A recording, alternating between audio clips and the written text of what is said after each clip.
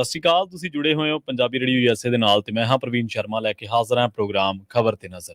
ਖਬਰ ਤੇ ਨਜ਼ਰ ਪ੍ਰੋਗਰਾਮ ਦੇ ਵਿੱਚ ਕਈ ਅਹਿਮ ਖਬਰਾਂ ਲੈ ਕੇ ਜਾਣਕਾਰੀਆਂ ਸਾਂਝੀਆਂ ਕਰਨ ਦੇ ਲਈ ਜੁੜ ਚੁੱਕੇ ਨੇ ਗੁਰਪ੍ਰੀਤ ਸਿੰਘ। ਗੁਰਪ੍ਰੀਤ ਜੀ, ਤੁਹਾਡਾ ਸਵਾਗਤ ਹੈ ਜੀ। ਸਤਿ ਸ਼੍ਰੀ ਅਕਾਲ।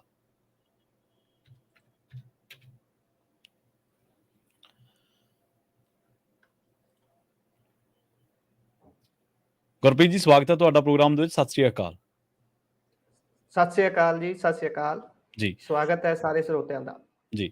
ਪ੍ਰੋਗਰਾਮ ਨੂੰ ਸਪਾਂਸਰ ਕਰਦੇ ਨੇ ਖਾਲਸਾ ਇੰਸ਼ੋਰੈਂਸ ਏਜੰਸੀ ਵਾਲੇ, ਜਿਨ੍ਹਾਂ ਤੋਂ ਤੁਸੀਂ ਹਰ ਤਰੀਕੇ ਦੀ ਇੰਸ਼ੋਰੈਂਸ ਲੈ ਸਕਦੇ ਹੋ। ਇੰਸ਼ੋਰੈਂਸ ਬਾਰੇ ਪਤਾ ਕਰਨ ਦੇ ਲਈ ਇਹਨਾਂ ਦਾ ਨੰਬਰ ਹੈ 408-272-2500। ਇਹ ਪਿਛਲੇ 3 ਦਹਾਕਿਆਂ ਤੋਂ ਵੀ ਵੱਧ ਸਮੇਂ ਤੋਂ ਇੰਸ਼ੋਰੈਂਸ ਦੇ ਵਿੱਚ ਸ਼ਾਨਦਾਰ ਸੇਵਾਵਾਂ ਦੇ ਰਹੇ ਨੇ ਤੇ ਅਮਰੀਕਾ ਭਰ ਦੇ ਵਿੱਚ ਇੰਸ਼ੋਰੈਂਸ ਕਰਦੇ ਨੇ। ਅੱਜ ਹੀ ਡਾਇਲ ਕਰੋ 408-272-2500। ਟਰਕੀਅਨ ਇਮੀਗ੍ਰੇਸ਼ਨ ਲਾ ਫਰਮ ਵਾਲੇ, ਜੇ ਟਰਕੀਅਨ ਆ ਟੋਰਨੀ ਟਰਕੀਅਨ ਦੇ ਨਾਲ ਤੁਸੀਂ ਯੂਐਸ ਇਮੀਗ੍ਰੇਸ਼ਨ ਬਾਬਤ ਕੋਈ ਵੀ ਸਲਾਹ ਕਰਨੀ, ਕੋਈ ਵੀ ਸਵਾਲ ਪੁੱਛਣਾ ਤੇ ਇਹਨਾਂ ਦਾ ਨੰਬਰ ਹੈ 415-909-0503। ਜੇ ਕਿਤੇ ਨੂੰ ਟਾਯੂਬਾ ਸਿਟੀ, ਪਰਮਜੀਤ ਕੌਰ ਰੰਗੀ ਵੈਕਾਵਲ, ਪ੍ਰਿਤਪਾਲ ਸਿੰਘ ਸਿੱਧੂ ਫਰੈਜ਼ਨੋ, ਜੀਐਲਯੂ ਵਾਲੇ ਟਰੱਕ ਵਾਸ਼ ਕਰਦੇ ਨੇ, ਆਇਲ ਚੇਂਜ ਕਰਦੇ ਨੇ, 에ਅਰ ਬ੍ਰੇਕਾਂ ਦਾ ਕੰਮ ਤਸੱਲੀ ਬਖਸ਼ ਕਰਦੇ ਨੇ। ਨਵੇਂ ਪੁਰਾਣੇ ਟਾਇਰ ਵੀ ਇਹਨਾਂ ਤੋਂ ਲੈ ਸਕਦੇ ਹੋ। ਲੋਕੇਸ਼ਨ ਹੈ ਸੈਂਟਾਨੀਲਾ ਦੀ। ਨਿੰਮਾ ਸਹੋਤਾ ਦੇ ਨਾਲ ਗੱਲ ਕੀਤੀ ਜਾ ਸਕਦੀ ਹੈ 209-277-0113 ਤੇ MK market Kashmir Singh Sacramento ਤੋਂ। ਇਹਨਾਂ ਸਾਰੇ ਹੀ ਸਪਾਂਸਰਸ ਦਾ ਬਹੁਤ ਬਹੁਤ ਧੰਨਵਾਦ। ਤੇ ਜੇਕਰ ਤੁਸੀਂ ਵੀ ਪੰਜਾਬੀ ਰੇਡੀਓ ਯੂਐਸਏ ਦੇ ਇਹਨਾਂ ਪ੍ਰੋਗਰਾਮਾਂ ਨੂੰ ਸਪਾਂਸਰ ਕਰਨਾ ਚਾਹੁੰਦੇ ਹੋ ਤਾਂ ਸਟੂਡੀਓ ਦਾ ਨੰਬਰ ਹੈ 408-272-5200। ਪੰਜਾਬੀ ਰੇਡੀਓ ਯੂਐਸਏ ਦੇ ਪ੍ਰੋਗਰਾਮ ਖਬਰ ਤੇ ਨਜ਼ਰ ਨੂੰ ਤੁਸੀਂ ਇਸ ਵੇਲੇ ਸੁਣ ਰਹੇ ਹੋ AM FM ਸਟੇਸ਼ਨਸ ਦੇ ਨਾਲ ਰੇਡੀਓ ਸੈੱਟ ਤੇ, ਨੈਟ ਤੇ, mobile app, social media platforms, Facebook, YouTube ਤੇ ਸੁਣ ਰਹੇ ਹੋ, ਦੇਖ ਰਹੇ ਹੋ। ਸਾਰੇ ਹੀ ਦਰਸ਼ਕਾਂ ਅਤੇ ਸਰੋਤਿਆਂ ਦਾ ਪ੍ਰੋਗਰਾਮ ਖਬਰ ਤੇ ਨਜ਼ਰ ਦੇ ਵਿੱਚ ਸਵਾਗਤ ਹੈ। ਅੱਜ ਦਾ ਇਹ ਖਬਰ ਤੇ ਨਜ਼ਰ ਪ੍ਰੋਗਰਾਮ ਦਿਨ ਵੀਰਵਾਰ ਹੈ 26 ਅਕਤੂਬਰ 2023, 10 ਕੱਤਾ ਨਾਨਕਸ਼ਾਹੀ ਸੰਮਤ 555। ਰੁਖ ਕਰਦੇ ਹਾਂ ਖਬਰਾਂ ਦਾ। ਇਸ ਵੇਲੇ ਦੀ ਸਭ ਤੋਂ ਚਰਚਿਤ ਖਬਰ ਤੋਂ ਸ਼ੁਰੂਆਤ ਕਰਾਂਗੇ। ਗੱਲ ਕਰਾਂਗੇ ਅਕਾਲੀ ਆਗੂ ਪਰਮਜੀਤ ਸਿੰਘ ਬੰਟੀ ਰਮਾਣਾ ਦੀ, ਜਿਨ੍ਹਾਂ ਨੂੰ ਮੋਹਾਲੀ ਦੇ ਵਿੱਚ ਪੁਲਿਸ ਨੇ ਗ੍ਰਿਫਤਾਰ ਕਰ ਲਿਆ। ਇਸ ਬਾਬਤ ਜਦੋਂ ਖਬਰਾਂ ਚੱਲੀਆਂ ਤਾਂ ਨਾਲ ਦੀ ਨਾਲ ਸੁਖਬੀਰ ਬਾਦਲ ਤੇ ਅਕਾਲੀ ਦਲ ਦਾ ਜਿਹੜਾ ਹੋਰ ਵੀ ਜਿੰਨਾ ਕਾਡਰ ਆ ਉਹ ਐਕਟਿਵ ਹੋ ਗਿਆ। ਪਤਾ ਲੱਗਿਆ ਕਿ ਮੋਹਾਲੀ ਪੁਲਿਸ ਨੇ ਅਕਾਲੀ ਦਲ ਦੇ ਜਨਰਲ ਸਕੱਤਰ ਪਰਮਬੰਸ ਸਿੰਘ ਬੰਟੀ ਰਮਾਣਾ ਨੂੰ ਗ੍ਰਿਫਤਾਰ ਕੀਤਾ। ਉਹਨਾਂ ਤੇ ਸੂਫੀ ਗਾਇਕ ਕਨਵਰ ਗਰੇਵਾਲ ਦੇ ਗੀਤ ਦੀ ਵੀਡੀਓ ਦੇ ਨਾਲ ਕਥਿਤ ਛੇੜਖਾਨੀ ਕਰਕੇ ਉਸ ਨੂੰ ਆਪਣੇ ਟਵਿੱਟਰ ਅਕਾਊਂਟ, ਜਿਹਨੂੰ ਅਸੀਂ ਐਕਸ ਵੀ ਕਹਿ ਦਿੰਦੇ ਹਾਂ, ਉਹਦੇ ਤੇ ਅਪਲੋਡ ਕਰਨ ਦਾ ਦੋਸ਼ ਹੈ। ਇਸ ਸੰਬੰਧੀ ਮੋਹਾਲੀ ਦੇ ਸੈਕਟਰ 70 ਸਥਿਤ ਮਟੌਰ ਥਾਣੇ ਦੇ ਵਿੱਚ ਬੰਟੀ ਰਮਾਣਾ ਦੇ ਖਿਲਾਫ ਧਾਰਾ 406, 469, 543 ਅਤੇ 66 IT ਐਕਟ ਦੇ ਤਹਿਤ ਪਰਚਾ ਦਰਜ ਕੀਤਾ ਗਿਆ। ਦੱਸ ਦਈਏ ਕਿ ਅਕਾਲੀ ਆਗੂ ਵੱਲੋਂ ਆਪਣੇ ਐਕਸ ਅਕਾਊਂਟ ਤੇ ਟੈਂਪਰ ਕਰਕੇ ਅਪਲੋਡ ਕੀਤੇ ਗਏ ਗੀਤ ਦੀ ਵੀਡੀਓ ਦੇ ਵਿੱਚ ਆਮ ਆਦਮੀ ਪਾਰਟੀ ਦੇ ਸੁਪਰੀਮੋ ਅਰਵਿੰਦ ਕੇਜਰੀਵਾਲ ਅਤੇ ਪੰਜਾਬ ਦੇ ਮੁੱਖ ਮੰਤਰੀ ਭਗਵੰਤ ਮਾਨ ਨੂੰ ਵੀ ਨਿਸ਼ਾਨਾ ਬਣਾਇਆ ਗਿਆ। ਸੂਫੀ ਗਾਇਕ ਕਨਵਰ ਗਰੇਵਾਲ ਨੇ ਪੰਜਾਬ ਸਰਕਾਰ ਅਤੇ ਉੱਚ ਅਧਿਕਾਰੀਆਂ ਨੂੰ ਇਹ ਪਹਿਲਾਂ ਹੀ ਸਪਸ਼ਟ ਕਰ ਦਿੱਤਾ ਗਿਆ ਕਿ ਉਸ ਵੱਲੋਂ ਅਜਿਹਾ ਕੋਈ ਗੀਤ ਨਹੀਂ ਗਾਇਆ ਗਿਆ, ਬਲਕਿ ਉਸ ਦੇ ਗੀਤ ਦੇ ਨਾਲ ਛੇੜਛਾੜ ਕੀਤੀ ਗਈ ਹੈ, ਜਿਸ ਦੇ ਬਾਰੇ ਉਸ ਨੂੰ ਬਾਅਦ ਦੇ ਵਿੱਚ ਪਤਾ ਲੱਗਿਆ। ਜੀ ਗੁਰਪ੍ਰੀਤ ਜੀ। ਸੋ ਅਗਲੀ ਖਬਰ ਦਾ ਆਪਾਂ ਰੁਖ ਕਰਦੇ ਹਾਂ। ਬੀਤੇ ਕਈ ਦਿਨਾਂ ਤੋਂ ਸੁਰਖੀਆਂ ਦਾ ਕੇਂਦਰ ਰੋਪੜ ਬਣਿਆ ਹੋਇਆ ਹੈ। ਇੱਕ ਮੰਤਰੀ ਬਣਿਆ ਹੋਇਆ ਹੈ, ਜਿਹੜੇ ਮਰਹੂਮ ਪ੍ਰੋਫੈਸਰ ਸਨ, ਸਹਾਇਕ ਪ੍ਰੋਫੈਸਰ ਬਲਵਿੰਦਰ ਕੌਰ, ਜਿਨ੍ਹਾਂ ਦੇ ਵੱਲੋਂ ਆਪਣੀ ਜੀਵਨ ਲੀਲਾ ਕਹਿ ਲਓ ਸਮਾਪਤ ਕਰ ਲਈ ਗਈ ਸੀ। ਸਰਹਿੰਦ ਨਹਿਰ ਦੇ ਵਿੱਚ ਉਹਨਾਂ ਨੇ ਆਪਣੀ ਜੀਵਨ ਲੀਲਾ ਸਮਾਪਤ ਕਰ ਲਈ ਛਾਲ ਮਾਰ ਕੇ। ਉਸ ਤੋਂ ਬਾਅਦ ਉਹਨਾਂ ਦੀ ਮ੍ਰਿਤਕ ਦੇਹ ਬਰਾਮਦ ਹੁੰਦੀ ਹੈ ਤੇ ਫਿਰ ਪਰਿਵਾਰ ਦੀ ਗੱਲ ਚੱਲਦੀ ਹੈ ਪ੍ਰਸ਼ਾਸਨ ਦੇ ਨਾਲ ਕਿ ਇਨਸਾਫ ਦਿਵਾਇਆ ਜਾਵੇ। ਜਿਸ ਵਿਅਕਤੀ ਦਾ ਨਾਮ ਲਿਆ ਗਿਆ ਹੈ ਉਹਨਾਂ ਦੇ ਵੱਲੋਂ ਉਸ ਸੁਸਾਈਡ ਨੋਟ ਦੇ ਵਿੱਚ ਉਸ ਵਿਅਕਤੀ ਤੇ ਕਾਰਵਾਈ ਕੀਤੀ ਜਾਵੇ। ਤੇ ਉਸ ਤੋਂ ਬਾਅਦ ਬੜਾ ਕੁਝ ਚੱਲਿਆ। ਬਹੁਤ ਸਾਰੇ ਲੀਡਰਾਂ ਨੇ ਧਰਨੇ ਦਾ ਸਮਰਥਨ ਵੀ ਕੀਤਾ, ਉੱਥੇ ਪਹੁੰਚੇ ਵੀ, ਆਪਣੇ ਆਪਣੇ ਪੱਧਰ ਤੇ ਸਿਆਸਤ ਵੀ ਕੀਤੀ। ਸਭ ਤੋਂ ਵੱਧ ਉੱਥੇ ਚਿਹਰਾ ਦੇਖਿਆ ਗਿਆ ਵਿਕਰਮ ਮਜੀਠੀਆ ਦਾ। ਵਿਕਰਮ ਮਜੀਠੀਆ ਤੜਕਸਾਰ ਵੀ ਉੱਥੇ ਪਹੁੰਚਦੇ ਨੇ। 3 ਵਜੇ ਮੀਡੀਆ ਦੇ ਰੂਬਰੂ ਹੋ ਗਏ ਸੀ, ਕਿਉਂਕਿ ਉਹਨਾਂ ਦੇ ਹੱਥ ਦੇ ਵਿੱਚ ਇੱਕ DDR ਦੀ ਕਾਪੀ ਸੀ, ਜਿਸ ਦੇ ਬਿਹਾਫ ਤੇ ਉਹ ਗੱਲ ਕਰ ਰਹੇ ਸਨ ਕਿ ਇਸ ਦੇ ਵਿੱਚ ਵੀ ਜਿਸ ਮੰਤਰੀ ਦਾ ਨਾਮ ਲਿਆ ਜਾ ਰਿਹਾ ਹੈ, ਜਿਸ ਮੰਤਰੀ ਦਾ ਨਾਮ ਉਸ ਭੈਣ ਦੇ ਵੱਲੋਂ, ਜਿਨ੍ਹਾਂ ਦੇ ਵੱਲੋਂ ਆਪਣੀ ਆਪ ਨੂੰ ਖਤਮ ਕਰ ਲਿਆ ਗਿਆ, ਉਹਨਾਂ ਦੇ ਵੱਲੋਂ ਲਿਖਿਆ ਗਿਆ ਸੀ, ਉਸ ਤੇ ਤਾਂ ਕਾਰਵਾਈ ਕਰਨ ਦੀ ਵਿੱਚ ਕੋਈ ਗੱਲ ਹੀ ਨਹੀਂ ਕੀਤੀ ਗਈ। ਸਿਰਫ ਇਹ ਕਿਹਾ ਜਾ ਰਿਹਾ ਹੈ ਵੀ ਅਸੀਂ ਸਾਡੇ ਧਿਆਨ ਹਿੱਤ ਹੈ ਗੱਲ, ਸਾਡੇ ਧਿਆਨ ਦੇ ਵਿੱਚ ਆ ਚੁੱਕੀ ਹੈ, ਅਸੀਂ ਕਾਰਵਾਈ ਕਰਾਂਗੇ। ਉਸ ਤੋਂ ਬਾਅਦ ਦੂਜੇ ਪਾਸੇ ਜੇ ਗੱਲ ਕਰੀਏ ਪਰਿਵਾਰ ਦੀ, ਉਹਨਾਂ ਦੇ ਭਰਾ ਹਰਦੇਵ ਸਿੰਘ ਉਹਨਾਂ ਦੇ ਵੱਲੋਂ ਕੱਲ ਹੀ ਕਹਿ ਦਿੱਤਾ ਗਿਆ ਸੀ ਕਿ ਜੇਕਰ ਅੱਜ ਕੁਝ ਘੰਟਿਆਂ ਦੇ ਵਿੱਚ ਹੀ ਕੋਈ ਕਾਰਵਾਈ ਨਹੀਂ ਪ੍ਰਸ਼ਾਸਨ ਕਰਦਾ ਤਾਂ ਉਹ ਨੈਸ਼ਨਲ ਹਾਈਵੇ ਜਾਮ ਕਰਨਗੇ। ਅਤੇ ਉਸ ਤੋਂ ਬਾਅਦ ਫਿਰ ਪ੍ਰਸ਼ਾਸਨ ਤੇ ਵੀ ਦਬਾਅ ਵਧਿਆ ਤੇ ਫਿਰ ਪ੍ਰਸ਼ਾਸਨ ਨੇ ਕਿਤੇ ਨਾ ਕਿਤੇ ਪਰਿਵਾਰ ਨੂੰ ਸਹਿਮਤ ਕਰ ਲਿਆ, ਜਾਂ ਆਪਸ ਦੇ ਵਿੱਚ ਕਹਿ ਲਓ ਸਹਿਮਤੀ ਬਣ ਗਈ। ਹੁਣ ਉਹਨਾਂ ਦੀ 5 ਸਾਲਾਂ ਦੀ ਜਿਹੜੀ ਧੀ ਹੈ ਉਸ ਨੂੰ ਜੌਬ ਦੇਣ ਦੀ ਗੱਲ ਹੋਈ ਹੈ ਅਤੇ ਇਸ ਦੇ ਗੱਲ ਦੇ ਉੱਪਰ ਸਹਿਮਤੀ ਪਰਿਵਾਰ ਦੇ ਨਾਲ ਬਣੀ ਹੈ। ਪਰ ਦੂਸਰੇ ਪਾਸੇ ਦੂਜਾ ਪੱਖ ਇਹ ਹੈ ਕਿ ਜਿਹੜਾ 1158 ਸਹਾਇਕ ਪ੍ਰੋਫੈਸਰ ਤੇ ਲਾਇਬ੍ਰੇਰੀਅਨਸ ਦਾ ਫਰੰਟ ਹੈ, ਜਿਹੜਾ ਹੁਣ 1158 ਤਾਂ ਨਹੀਂ, ਉਹਨੂੰ 57 ਹੀ ਕਹਿ ਸਕਦੇ ਹਾਂ, ਇੱਕ ਤਾਂ ਇਸ ਸੰਸਾਰ ਨੂੰ ਅਲਵਿਦਾ ਆਖ ਗਏ ਨੇ। ਉਹਨਾਂ ਦੇ ਆਗੂ ਨੇ, ਉਹਨਾਂ ਦਾ ਕਹਿਣਾ ਹੈ ਕਿ ਪਰਿਵਾਰ ਦੇ ਉੱਪਰ ਦਬਾਅ ਪਾਇਆ ਗਿਆ ਹੈ, ਅਸੀਂ ਇਸ ਦਾ ਵਿਰੋਧ ਕਰਦੇ ਹਾਂ। ਉਹਨਾਂ ਨੂੰ ਅੰਦਰ ਵੀ ਐਂਟਰ ਨਹੀਂ ਹੋਣ ਦਿੱਤਾ ਗਿਆ ਹਸਪੀਟਲ ਦੇ। ਉੱਥੇ ਅੱਜ ਖਿੱਚੋਤਾਣ ਹੋਈ ਹੈ ਤੇ ਉਹਨਾਂ ਦੀਆਂ ਅੰਤਿਮ ਰਸਮਾਂ ਕਰਨ ਤੋਂ ਬਾਅਦ ਸੰਸਕਾਰ ਬਲਵਿੰਦਰ ਕੌਰ ਦਾ ਕਰ ਦਿੱਤਾ ਗਿਆ ਇਸ ਸਹਿਮਤੀ ਦੇ ਉੱਪਰ ਕਿ ਉਹਨਾਂ ਦੀ ਧੀ ਨੂੰ ਨੌਕਰੀ ਦਿੱਤੀ ਜਾਵੇਗੀ। ਜੀ ਅਗਲੀ ਖਬਰ ਦੇ ਵੱਲ ਵਧੀਆ ਰੁਖ ਕਰੀਏ। ਫਰੀਦਕੋਟ ਦਾ ਨਸ਼ਾ ਵਿਰੋਧੀ ਕਮੇਟੀ ਦੇ ਨਾਲ ਸੰਬੰਧਿਤ ਨੇ ਗੁਰਨਾਮ ਸਿੰਘ ਪਿੰਡ ਚੰਦੜ ਦੇ ਵਿੱਚ ਤੇ ਫਿਰੋਜ਼ਪੁਰ ਜ਼ਿਲ੍ਹੇ ਦੇ ਪਿੰਡ ਚੰਦੜ ਦੇ ਵਿੱਚ ਮੋਟਰਸਾਈਕਲ ਸਵਾਰਾਂ ਵੱਲੋਂ ਉਹਨਾਂ ਤੇ ਗੋਲੀ ਚਲਾਈ ਗਈ ਹੈ ਤੇ ਗੰਭੀਰ ਹਾਲਤ ਦੇ ਵਿੱਚ ਫਰੀਦਕੋਟ ਦੇ ਗੁਰੂ ਗੋਬਿੰਦ ਸਿੰਘ ਮੈਡੀਕਲ ਕਾਲਜ ਦੇ ਵਿੱਚ ਉਹਨਾਂ ਨੂੰ ਦਾਖਲ ਕਰਵਾਇਆ ਗਿਆ। ਉਹਨਾਂ ਦੀ ਰੀੜ੍ਹ ਦੀ ਹੱਡੀ ਤੇ ਗੋਲੀ ਮਾਰੀ ਗਈ ਹੈ ਤੇ ਜਵਾਬੀ ਗੋਲੀਬਾਰੀ ਦੇ ਦੌਰਾਨ ਜਿਹੜੇ ਹਮਲਾਵਰ ਸੀ ਉਹ ਫਰਾਰ ਹੋ ਗਏ। ਇਸ ਹਮਲੇ ਪਿੱਛੇ ਨਸ਼ਾ ਤਸਕਰ ਦਾ ਹੱਥ ਦੱਸਿਆ ਜਾ ਰਿਹਾ। ਪੁਲਿਸ ਮਾਮਲੇ ਦੀ ਜਾਂਚ ਕਰ ਰਹੀ ਹੈ। ਵਿਧਾਇਕ ਗੁਰਦਿੱਤ ਸੇਖੋਂ ਵੀ ਉੱਥੇ ਮੌਕੇ ਤੇ ਪਹੁੰਚੇ ਨੇ ਤੇ ਪਤਾ ਲੱਗਿਆ ਕਿ ਹੁਣ ਇਹਨਾਂ ਲੋਕਾਂ ਵੱਲੋਂ ਕਿਸਾਨਾਂ ਦੇ ਨਾਲ ਮਿਲ ਕੇ ਧਰਨਾ ਲਾਉਣ ਦੀ ਜਿਹੜੀ ਤਿਆਰੀ ਆ ਉਹ ਕੀਤੀ ਜਾ ਰਹੀ ਹੈ। ਦੱਸਦੇ ਚੱਲੀਏ ਕਿ ਇਸ ਤੋਂ ਪਹਿਲਾਂ ਫਰੀਦਕੋਟ ਦੇ ਹੀ ਪਿੰਡ ਢਿਲਵਾਂ ਦੇ ਵਿੱਚ ਨਸ਼ਾ ਤਸਕਰਾਂ ਦੇ ਵੱਲੋਂ ਇੱਕ ਨਸ਼ਾ ਵਿਰੋਧੀ ਕਮੇਟੀ ਦੇ ਮੈਂਬਰ ਦੇ ਉੱਤੇ ਗੋਲੀ ਚਲਾਈ ਗਈ ਸੀ, ਜਿਹਦੇ ਵਿੱਚ ਉਹਦੀ ਮੌਤ ਹੋ ਗਈ ਸੀ। ਉਹਨੂੰ ਆਪਾਂ ਕਾਤਲਾਨਾ ਹਮਲਾ ਵੀ ਕਹਿ ਸਕਦੇ ਹਾਂ। ਉਸ ਤੋਂ ਬਾਅਦ ਰਾਮਪੁਰਾ ਫੂਲ ਦੇ ਪਿੰਡ ਸਧਾਣਾ ਦੇ ਵਿੱਚ ਨਸ਼ਾ ਰੋਕੂ ਕਮੇਟੀ ਦੇ ਮੈਂਬਰ ਜਦੋਂ ਨਸ਼ਾ ਤਸਕਰਾਂ ਨੂੰ ਰੋਕਣ ਦਾ ਯਤਨ ਕਰ ਰਹੇ ਸਨ ਤਾਂ ਉਸੇ ਦਰਮਿਆਨ ਇੱਕ ਕਮੇਟੀ ਮੈਂਬਰ ਦੀ ਮੌਤ ਹੋ ਜਾਂਦੀ ਹੈ। ਸੋ ਲਗਾਤਾਰ ਪਿੰਡ ਉੱਠ ਖੜੇ ਨੇ ਨਸ਼ੇ ਦੇ ਵਿਰੁੱਧ, ਪਰ ਜਿਹੜੇ ਨਸ਼ਾ ਤਸਕਰਾਂ ਵੱਲੋਂ ਇਹਨਾਂ ਹਮਲਿਆਂ ਦੇ ਵਿੱਚ ਉਹਨਾਂ ਲੋਕਾਂ ਨੂੰ ਨਿਸ਼ਾਨਾ ਬਣਾਇਆ ਜਾ ਰਿਹਾ, ਖਾਸ ਕਰਕੇ ਜਿਹੜੇ ਲੋਕ ਨਸ਼ੇ ਨੂੰ ਰੋਕਣ ਦਾ ਕੰਮ ਕਰਦੇ ਨੇ ਜਾਂ ਨਸ਼ੇ ਦੇ ਵਿਰੁੱਧ ਐਕਟਿਵ ਹੋਏ ਨੇ। ਤੁਹਾਨੂੰ ਮਾਨਸਾ ਦੇ ਵਿੱਚ ਲੱਗਿਆ ਪਰਮਿੰਦਰ ਸਿੰਘ ਝੋਟੇ ਦੇ ਰਿਹਾਈ ਦੇ ਲਈ ਲੱਗਿਆ ਧਰਨਾ ਯਾਦ ਹੋਣਾ, ਜਿਹਦੇ ਵਿੱਚ ਪਰਮਿੰਦਰ ਝੋਟੇ ਦੀ ਰਿਹਾਈ ਦੇ ਲਈ ਧਰਨਾ ਤਾਂ ਲੱਗਿਆ ਸੀ, ਪਰ ਉਸ ਤੋਂ ਬਾਅਦ ਪਿੰਡਾਂ ਦੇ ਵਿੱਚ ਨਸ਼ਾ ਰੋਕੂ ਕਮੇਟੀਆਂ ਦੇ ਮੈਂਬਰਾਂ ਨੇ ਮੀਟਿੰਗ ਕੀਤੀ। ਮਾਲਵੇ ਦੇ ਵਿੱਚ ਕਮੇਟੀਆਂ ਵੱਡੇ ਪਿੰਡਾਂ ਦੇ ਵਿੱਚ ਸਰਗਰਮ ਹੋਈਆਂ ਤੇ ਸੈਂਕੜਿਆਂ ਦੀ ਗਿਣਤੀ ਦੇ ਵਿੱਚ ਪਿੰਡਾਂ ਨੇ ਆਪਣੇ ਪੱਧਰ ਤੇ ਨਸ਼ਾ ਰੋਕਣ ਦਾ ਜਿਹੜਾ ਤਰੱਦਦ ਆ ਉਹ ਕੀਤਾ। ਪਰ ਇੱਥੇ ਵੀ ਦੱਸਦੇ ਚੱਲੀਏ ਕਿ ਇਹ ਜਿਹੜਾ ਨਸ਼ਾ ਰੋਕਣ ਦਾ ਕੰਮ ਆ, ਬੇਸ਼ੱਕ ਲੋਕ ਆਪਣੇ ਪੱਧਰ ਤੇ ਲਾਮਬੰਦੀ ਕਰਕੇ ਕਰ ਤਾਂ ਰਹੇ ਨੇ, ਪਰ ਅਸਲ ਦੇ ਵਿੱਚ ਇਹ ਸਰਕਾਰਾਂ ਦਾ ਕੰਮ ਹੈ, ਇਹ ਪੁਲਿਸ ਤੰਤਰ ਦਾ ਕੰਮ ਹੈ।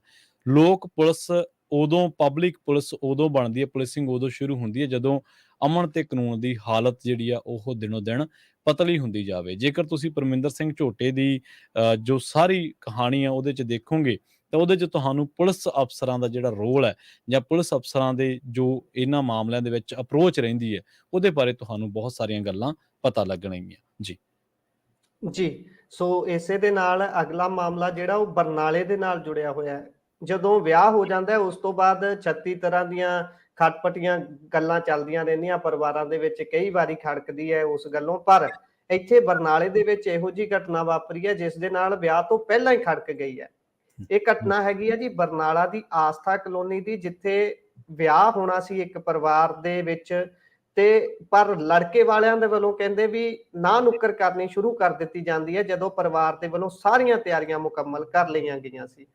ਜਿਸ ਤੋਂ ਬਾਅਦ ਲੜਕੀ ਪਰਿਵਾਰ ਜਿਹੜਾ ਬਠਿੰਡੇ ਦਾ ਰਹਿਣ ਵਾਲਾ ਹੈ ਉਹ ਬਰਨਾਲੇ ਪਹੁੰਚਦਾ ਹੈ ਆਸਥਾ ਕਲੋਨੀ ਦੇ ਵਿੱਚ, ਤੇ ਉਸ ਲੜਕੇ ਪਰਿਵਾਰ ਦੇ ਘਰ ਦੇ ਬਾਹਰ ਉਹ ਧਰਨਾ ਲਗਾ ਦਿੰਦੇ ਨੇ। ਲੜਕੀ ਪਰਿਵਾਰ ਦਾ ਇਹ ਕਹਿਣਾ ਹੈ ਵੀ ਅਸੀਂ ਵਿਆਹ ਜਿਹੜਾ ਕਰਨਾ ਸੀ ਪਹਿਲਾਂ 26 ਸਤੰਬਰ ਨੂੰ ਮੰਗਣੀ ਹੁੰਦੀ ਹੈ, 10 ਨਵੰਬਰ ਦਾ ਵਿਆਹ ਰੱਖ ਲਿਆ ਜਾਂਦਾ ਹੈ। ਉਸ ਤੋਂ ਬਾਅਦ ਪੈਲਸ ਬੁੱਕ ਹੋ ਚੁੱਕਿਆ ਹੈ, ਉਹਨਾਂ ਦਾ ਕਹਿਣਾ ਹੈ ਗਹਿਣੇ ਖਰੀਦ ਲਏ ਗਏ ਨੇ, ਕਾਰਡ ਵੰਡ ਦਿੱਤੇ ਗਏ ਨੇ, ਮਤਲਬ ਕਿ ਵਿਆਹ ਦੇ ਵਿੱਚ ਜਿਹੜੀਆਂ ਚੀਜ਼ਾਂ ਲੋੜੀਂਦੀਆਂ ਨੇ ਉਹ ਸਾਰੀਆਂ ਕਰ ਲਈਆਂ ਗਈਆਂ ਨੇ। ਪਰਿਵਾਰ ਦਾ ਇਹ ਵੀ ਕਹਿਣਾ ਹੈ ਕਿ ਹੁਣ ਤੱਕ ਸਾਡਾ 35 ਲੱਖ ਰੁਪਏ ਦਾ ਖਰਚਾ ਹੋ ਚੁੱਕਿਆ ਹੈ, ਪਰ ਲੜਕੇ ਵਾਲੇ ਹੁਣ ਵਿਆਹ ਤੋਂ ਮੁੱਕਰ ਰਹੇ ਨੇ, ਜਿਸ ਕਰਕੇ ਉਹ ਰੋਸ ਜ਼ਾਹਰ ਕਰਨ ਦੇ ਲਈ ਬਰਨਾਲੇ ਪਹੁੰਚਦੇ ਨੇ। ਪਰ ਉੱਥੇ ਉਹਨਾਂ ਦਾ ਕਹਿਣਾ ਹੈ ਕਿ ਸਾਡੇ ਨਾਲ ਕੁੱਟਮਾਰ ਕੀਤੀ ਗਈ ਹੈ। ਦੂਜੇ ਪਾਸੇ ਲੜਕੇ ਦੇ ਪਿਤਾ ਨੇ ਇਹ ਗੱਲ ਆਖੀ ਹੈ ਕਿ ਲੜਕੀ ਨਾਲ ਰਿਸ਼ਤਾ ਤੈਅ ਹੋਣ ਤੋਂ ਬਾਅਦ ਉਹਨਾਂ ਨੂੰ ਵੱਖ-ਵੱਖ ਨੰਬਰਾਂ ਤੋਂ ਫੋਨ ਆਉਣੇ ਸ਼ੁਰੂ, ਉਹਨਾਂ ਨੂੰ ਲਗਾਤਾਰ ਧਮਕੀਆਂ ਮਿਲ ਰਹੀਆਂ ਨੇ। ਬਠਿੰਡਾ ਵਿਖੇ ਉਹਨਾਂ ਦੇ ਪੁੱਤਰ ਉੱਪਰ ਉਹਨਾਂ ਦਾ ਕਹਿਣਾ ਹੈ ਕਿ ਹਮਲਾ ਵੀ ਹੋ ਚੁੱਕਿਆ ਇੱਕ ਵਾਰ, ਜਿਸ ਕਰਕੇ ਉਹ ਇਹੋ ਜਿਹੇ ਲੋਕਾਂ ਦੇ ਨਾਲ ਰਿਸ਼ਤਾ ਨਹੀਂ ਬਣਾਉਣਾ ਚਾਹੁੰਦੇ, ਇਹ ਲੜਕੇ ਦੇ ਪਿਤਾ ਦਾ ਕਹਿਣਾ ਹੈ। ਤੇ ਇਹ ਸਾਰੀ ਘਟਨਾ ਦੇ ਮੌਕੇ ਦੇ ਉੱਪਰ ਫਿਰ ਪੁਲਿਸ ਪਹੁੰਚਦੀ ਹੈ, ਉਹਨਾਂ ਨੂੰ ਸ਼ਾਂਤ ਕਰਾਉਣ ਦੀ ਕੋਸ਼ਿਸ਼ ਕੀਤੀ ਜਾਂਦੀ ਹੈ ਤੇ ਜਿਸ ਤੋਂ ਬਾਅਦ ਹੁਣ ਇਹ ਮਾਮਲੇ ਦਾ ਨੋਟਿਸ ਪੁਲਿਸ ਲੈ ਰਹੀ ਹੈ ਪਰ ਇਹ ਸਾਰੇ ਦੇ ਵਿੱਚ ਪਰਿਵਾਰ ਦਾ ਇਹੀ ਕਹਿਣਾ ਹੈ ਕਿ ਉਹਨਾਂ ਨੇ ਸਾਡਾ ਬਹੁਤ ਸਾਰਾ ਖਰਚਾ ਕਰਵਾਇਆ ਤੇ ਨਾਲ ਦੀ ਨਾਲ ਹੁਣ ਇਹ ਵੀ ਗੱਲ ਉਹ ਜੋੜ ਰਹੇ ਨੇ ਲੜਕੀ ਵਾਲੇ ਕਿ ਸਾਡੇ ਕੋਲੋਂ ਦਹੇਜ ਦੀ ਮੰਗ ਵੀ ਇਸ ਪਰਿਵਾਰ ਦੇ ਵੱਲੋਂ ਕੀਤੀ ਜਾ ਰਹੀ ਹੈ, ਜਿਸ ਦੇ ਕਾਰਨ ਇਹ ਹੁਣ ਸਾਡੀ ਦਹੇਜ ਤੋਂ ਨਾ ਕਰਨ ਤੋਂ ਬਾਅਦ ਇਹ ਮੁੱਕਰ ਰਹੇ ਨੇ। ਸੋ ਇਹ ਸਾਰੀ ਘਟਨਾ ਜਿਹੜੀ ਬਰਨਾਲੇ ਦੀ ਆਸਥਾ ਕਲੋਨੀ ਦੇ ਵਿੱਚ ਵਾਪਰੀ ਹੈ, ਜਿੱਥੇ ਵਿਆਹ ਤੋਂ ਪਹਿਲਾਂ ਹੀ, ਵਿਆਹ ਦੇ ਲਈ ਰੱਖੀ ਹੋਈ ਤਰੀਕ ਤੋਂ ਪਹਿਲਾਂ ਹੀ ਦੋਵੇਂ ਪਰਿਵਾਰ ਆਪਸ ਦੇ ਵਿੱਚ ਝਗੜ ਪੈਂਦੇ ਨੇ ਤੇ ਜਿਸ ਤੋਂ ਬਾਅਦ ਇਹ ਸਾਰਾ ਮਾਮਲਾ ਸਾਹਮਣੇ ਆਇਆ। ਜੀ। ਅਗਲੀ ਖਬਰ ਦੇ ਵੱਲ ਵਧੀਏ, ਰੁਖ ਕਰੀਏ ਸ੍ਰੀ ਅਨੰਦਪੁਰ ਸਾਹਿਬ ਦਾ ਪਿੰਡ ਗੰਗੂਵਾਲ ਦੇ ਵਿੱਚ ਰਾਮਲੀਲਾ ਦੀ ਸਟੇਜ ਦੇ ਨੇੜੇ ਇੱਕ ਕਾਰ ਦੇ ਵਿੱਚ ਉੱਚੀ ਗਾਣੇ ਚਲਾ ਰਹੇ ਨੌਜਵਾਨਾਂ ਨੂੰ ਸਹਾਇਕ ਸਬ ਇੰਸਪੈਕਟਰ ਹਰਪਾਲ ਸਿੰਘ ਵੱਲੋਂ ਰੋਕਣ ਤੇ ਉਕਤ ਨੌਜਵਾਨਾਂ ਨੇ ਉਸ ਤੇ ਹਮਲਾ ਕਰ ਦਿੱਤਾ, ਜਿਸ ਕਰਕੇ ਉਹ ਜ਼ਖਮੀ ਹੋ ਗਿਆ। ਹਰਪਾਲ ਸਿੰਘ ਦੇ ਬਿਆਨਾਂ ਦੇ ਮੁਤਾਬਕ ਉਹ ਅਤੇ ਇੱਕ ਹੋਰ ਪੁਲਿਸ ਮੁਲਾਜ਼ਮ ਗੰਗੂਵਾਲ ਰਾਮਲੀਲਾ ਗਰਾਊਂਡ ਦੇ ਵਿੱਚ ਡਿਊਟੀ ਤੇ ਤੈਨਾਤ ਸਨ। ਪਤਾ ਲੱਗਾ ਕਿ ਬੀਤੀ ਰਾਤ ਕਰੀਬ 11 ਵਜੇ 5 ਨੌਜਵਾਨ ਰਾਮਲੀਲਾ ਦੀ ਸਟੇਜ ਦੇ ਨੇੜੇ ਆਪਣੀ ਕਾਰ ਦੇ ਵਿੱਚ ਉੱਚੀ ਆਵਾਜ਼ ਦੇ ਵਿੱਚ ਗਾਣੇ ਚਲਾ ਰਹੇ ਸਨ। ਜਦੋਂ ਉਹਨਾਂ ਨੂੰ ਰੋਕਿਆ ਗਿਆ ਤਾਂ ਇੱਕ ਵਾਰੀ ਤਾਂ ਉਹਨਾਂ ਨੇ ਆਪਣੀ ਕਾਰ ਦੇ ਵਿੱਚ ਬੈਠ ਕੇ ਚਲੇ ਗਏ, ਪਰ ਕੁਝ ਦੇਰ ਬਾਅਦ ਉਹਨਾਂ ਮੁੜ ਆ ਕੇ ਹਰਪਾਲ ਸਿੰਘ ਤੇ ਡੰਡਿਆਂ ਦੇ ਨਾਲ ਹਮਲਾ ਕਰ ਦਿੱਤਾ। ਪੁਲਿਸ ਨੇ ਇਸ ਸਬੰਧ ਦੇ ਵਿੱਚ ਹਰਮਨ ਸਿੰਘ ਤੇ 4 ਅਣਪਛਾਤੇ ਵਿਅਕਤੀਆਂ ਦੇ ਖਿਲਾਫ ਕੇਸ ਦਰਜ ਕਰ ਲਿਆ। ਤੁਹਾਨੂੰ ਲੰਘੇ ਦਿਨੀ ਬਰਨਾਲਾ ਦੇ ਵਿੱਚ ਵਾਪਰੀ ਘਟਨਾ ਯਾਦ ਹੋਣੀ ਹੈ, ਜਿਹਦੇ ਵਿੱਚ 4 ਕੌਮਾਂਤਰੀ ਕਬੱਡੀ ਖਿਡਾਰੀਆਂ ਨੇ ਇੱਕ ਚਿਕਨ ਕਾਰਨਰ ਤੇ ਇੱਕ ਪੁਲਿਸ ਮੁਲਾਜ਼ਮ ਦੇ ਨਾਲ ਕੁੱਟਮਾਰ ਕੀਤੀ ਸੀ। ਉਸ ਪੁਲਿਸ ਮੁਲਾਜ਼ਮ ਦੀ ਉਸ ਕੁੱਟਮਾਰ ਦੇ ਵਿੱਚ ਮੌਤ ਹੁੰਦੀ ਹੈ। ਬਾਅਦ ਦੇ ਵਿੱਚ ਇਹਨਾਂ 4 ਜਿਹੜੇ ਕਬੱਡੀ ਖਿਡਾਰੀ ਹੈ, ਕੌਮਾਂਤਰੀ ਕਬੱਡੀ ਖਿਡਾਰੀ ਹੈ, ਇਹਨਾਂ ਨੂੰ ਚੱਕ ਲਿਆ ਜਾਂਦਾ ਹੈ। ਪਤਾ ਇਹ ਲੱਗਿਆ ਸੀਗਾ ਕਿ ਚਿਕਨ ਕਾਰਨਰ ਦੇ ਨਾਲ ਜਿਹੜਾ 25 ਏਕੜ ਉਸ ਦੁਕਾਨ ਦਾ ਨਾਮ ਹੈ ਜਿੱਥੇ ਬੈਠੇ ਸਨ, ਇਹਨਾਂ ਦਾ ਕਿਸੇ ਗੱਲ ਨੂੰ ਲੈ ਕੇ ਦੁਕਾਨਦਾਰ ਦੇ ਨਾਲ ਝਗੜਾ ਹੋ ਗਿਆ। ਝਗੜੇ ਤੋਂ ਬਾਅਦ ਦੁਕਾਨਦਾਰ ਨੇ ਪੁਲਿਸ ਸੱਦ ਲਈ ਤੇ ਪੁਲਿਸ ਦੇ ਜਦੋਂ ਸੱਦਣ ਤੋਂ ਬਾਅਦ ਇਹ ਜਿਹੜੇ 4 ਕੌਮਾਂਤਰੀ ਖਿਡਾਰੀ ਸੀਗੇ ਇਹ ਉਸ ਹੌਲਦਾਰ ਦੇ ਗਲ ਪੈ ਗਏ। ਜਦੋਂ ਉਹਦੇ ਨਾਲ ਇਹਨਾਂ ਦੀ ਕੁੱਟਮਾਰ ਹੋ ਗਈ, ਜਦੋਂ ਉਹਦੇ ਨਾਲ ਹੱਥੋਂ ਪਾਈ ਹੋ ਗਏ ਤਾਂ ਉਸ ਤੋਂ ਬਾਅਦ ਉਹ ਜ਼ਖਮੀ ਹੋ ਗਿਆ। ਜ਼ਖਮੀ ਹਾਲਤ ਦੇ ਵਿੱਚ ਉਹਨੂੰ ਹਸਪਤਾਲ ਪਹੁੰਚਾਇਆ ਗਿਆ ਤੇ ਉੱਥੇ ਉਹ ਦਮ ਤੋੜ ਗਿਆ। ਸੋ ਇੱਥੋਂ ਤੁਸੀਂ ਇਸ ਗੱਲ ਦਾ ਅੰਦਾਜ਼ਾ ਲਾ ਸਕਦੇ ਹੋ ਕਿ ਲੋਕਾਂ ਦੇ ਵਿੱਚ ਜਿਹੜਾ ਪੁਲਿਸ ਦਾ ਡਰ ਹੈ ਉਹ ਲਗਾਤਾਰ ਦਿਨੋਂ ਦਿਨ ਖਤਮ ਹੁੰਦਾ ਜਾ ਰਿਹਾ ਹੈ। ਇੱਕ ਪੱਖ ਇਹ ਜ਼ਰੂਰ ਕਹਿ ਸਕਦੇ ਹਾਂ ਕਿ ਲੋਕਾਂ ਦੇ ਵਿੱਚ ਪੁਲਿਸ ਨੂੰ ਲੈ ਕੇ ਡਰ ਤਾਂ ਨਹੀਂ ਹੋਣਾ ਚਾਹੀਦਾ, ਪਰ ਹਾਂ ਲੋਕਾਂ ਨੂੰ ਕਾਨੂੰਨ ਦਾ ਡਰ ਜ਼ਰੂਰ ਹੋਣਾ ਚਾਹੀਦਾ। ਪੁਲਿਸ ਦਾ ਡਰ ਇੱਕ ਅਲੱਗ ਤਰ੍ਹਾਂ ਦਾ ਡਰ ਆਪਾਂ ਕਹਿ ਸਕਦੇ ਹਾਂ। ਜਦੋਂ ਪੁਲਿਸ ਕੋਲੇ ਤਾਕਤਾਂ ਜ਼ਿਆਦਾ ਹੁੰਦੀਆਂ ਨੇ ਤਾਂ ਪੰਜਾਬ ਨੇ ਤਾਂ ਉਹ ਚੀਜ਼ਾਂ ਭੁਗਤੀਆਂ ਨੇ, ਪਰ ਅਸਲ ਦੇ ਵਿੱਚ ਇਹਦਾ ਦੂਜਾ ਪਹਿਲੂ ਇਹ ਹੈ ਕਿ ਜੇਕਰ ਇਸ ਤਰ੍ਹਾਂ ਦੀ ਸਰਕਾਰ ਦੇ ਕਾਨੂੰਨ ਦੇ ਨਾਲ ਜਿਹੜੀਆਂ ਸੰਬੰਧਿਤ ਫੋਰਸਿਸ ਨੇ, ਜੇਕਰ ਉਹਨਾਂ ਨੂੰ ਇਸ ਤਰ੍ਹਾਂ ਲੋਕ ਟੁੱਟਣ ਪੈਣ ਲੱਗ ਪਏ ਤਾਂ ਇਹ ਕੋਈ ਅਮਨ ਕਾਨੂੰਨ ਦੀ ਹਾਲਤ ਦੇ ਲਈ ਕੋਈ ਸ਼ੁਭ ਸੰਕੇਤ ਚੰਗਾ ਨਹੀਂ ਹੈ।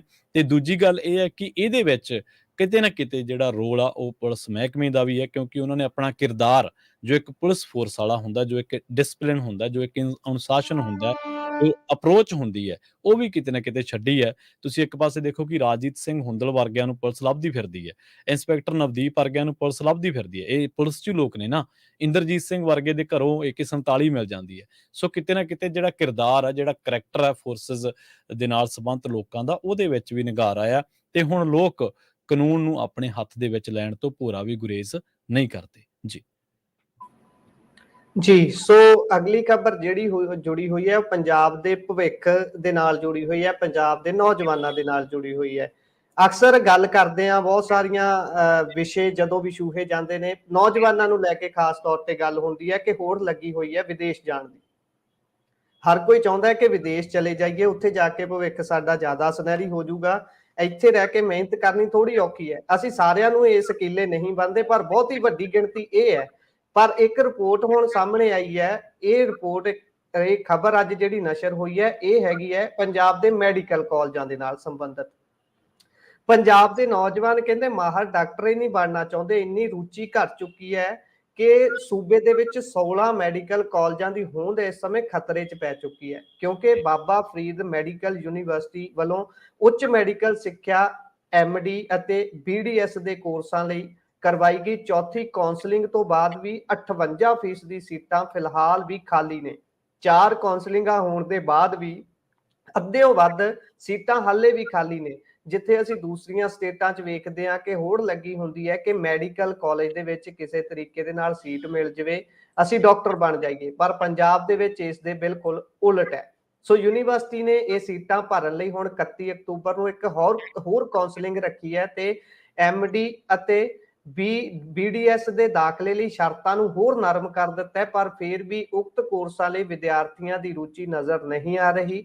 ਸੂਚਨਾ ਅਨੁਸਾਰ 4 ਕੌਂਸਲਿੰਗਾਂ ਤੋਂ ਬਾਅਦ ਐਮਡੀ ਦੀਆਂ 73 ਸੀਟਾਂ ਫਿਲਹਾਲ ਖਾਲੀ ਨੇ, ਜਦਕਿ ਬੀਡੀਐਸ ਦੀਆਂ 7 ਸੀਟਾਂ ਖਾਲੀ ਨੇ। ਇਸ ਤੋਂ ਇਲਾਵਾ ਨੌਨ ਕਲੀਨਿਕ ਦੀਆਂ ਜਿਹੜੀਆਂ ਸੀਟਾਂ ਨੇ ਉਹ ਸਭ ਤੋਂ ਵੱਧ 126 ਫਿਲਹਾਲ ਤੱਕ ਖਾਲੀ ਨੇ, ਜਦੋਂ ਕਿ ਪੀਜੀ ਡਿਪਲੋਮਾ ਕੋਰਸਾਂ ਦੀਆਂ 2 ਸੀਟਾਂ ਫਿਲਹਾਲ ਖਾਲੀ ਨੇ। ਪੰਜਾਬ ਦੇ ਨੌਜਵਾਨਾਂ ਨੇ ਇਸ ਵਾਰ ਬੀਡੀਐਸ ਵਿੱਚ ਵੀ ਦਾਖਲਾ ਲੈਣ ਦੀ ਕੋਈ ਦਿਲਚਸਪੀ ਦਿਖਾਈ ਨਹੀਂ, ਜਿਸ ਕਾਰਨ ਪੰਜਾਬ ਦੇ ਡੈਂਟਲ ਕਾਲਜਾਂ ਵਿੱਚ 240 ਸੀਟਾਂ ਖਾਲੀ ਪਈਆਂ ਨੇ। ਯੂਨੀਵਰਸਿਟੀ ਵੱਲੋਂ ਕਰਵਾਈ ਗਈ ਚੌਥੀ ਕੌਂਸਲਿੰਗ ਵਿੱਚ ਐਮਡੀ ਲਈ ਸਿਰਫ ਤੇ ਸਿਰਫ 3 ਵਿਦਿਆਰਥੀ ਹੀ ਆਏ, ਜਦੋਂ ਕਿ ਬੀਡੀਐਸ ਲਈ 1 ਵਿਦਿਆਰਥੀ ਆਇਆ।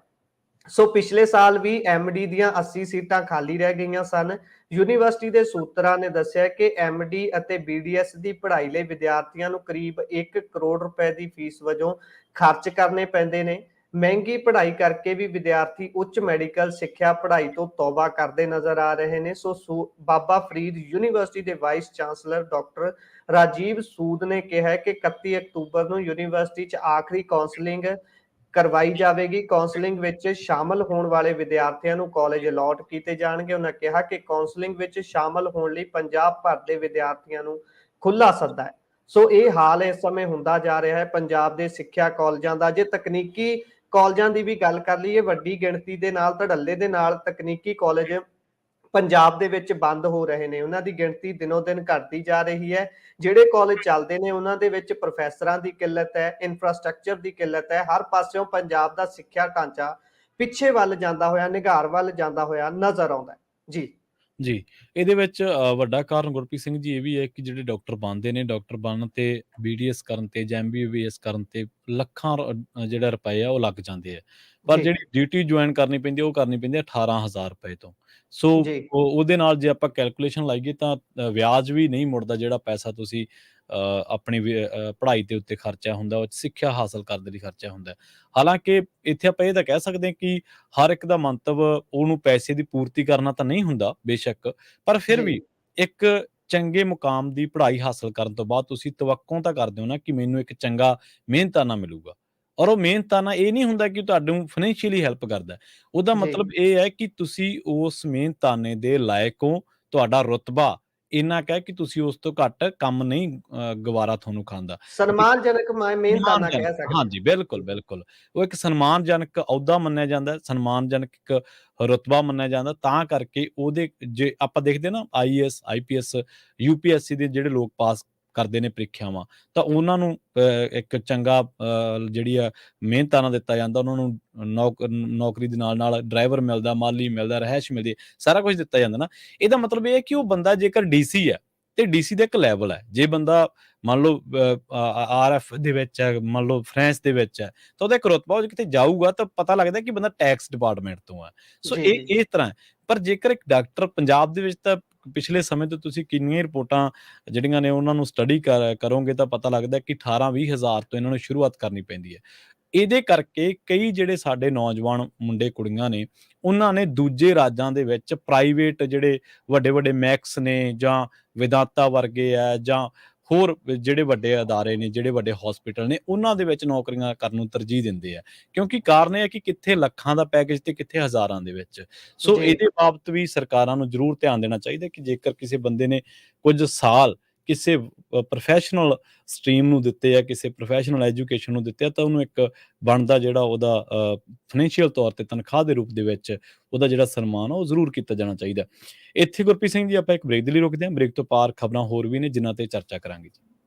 ਜੀ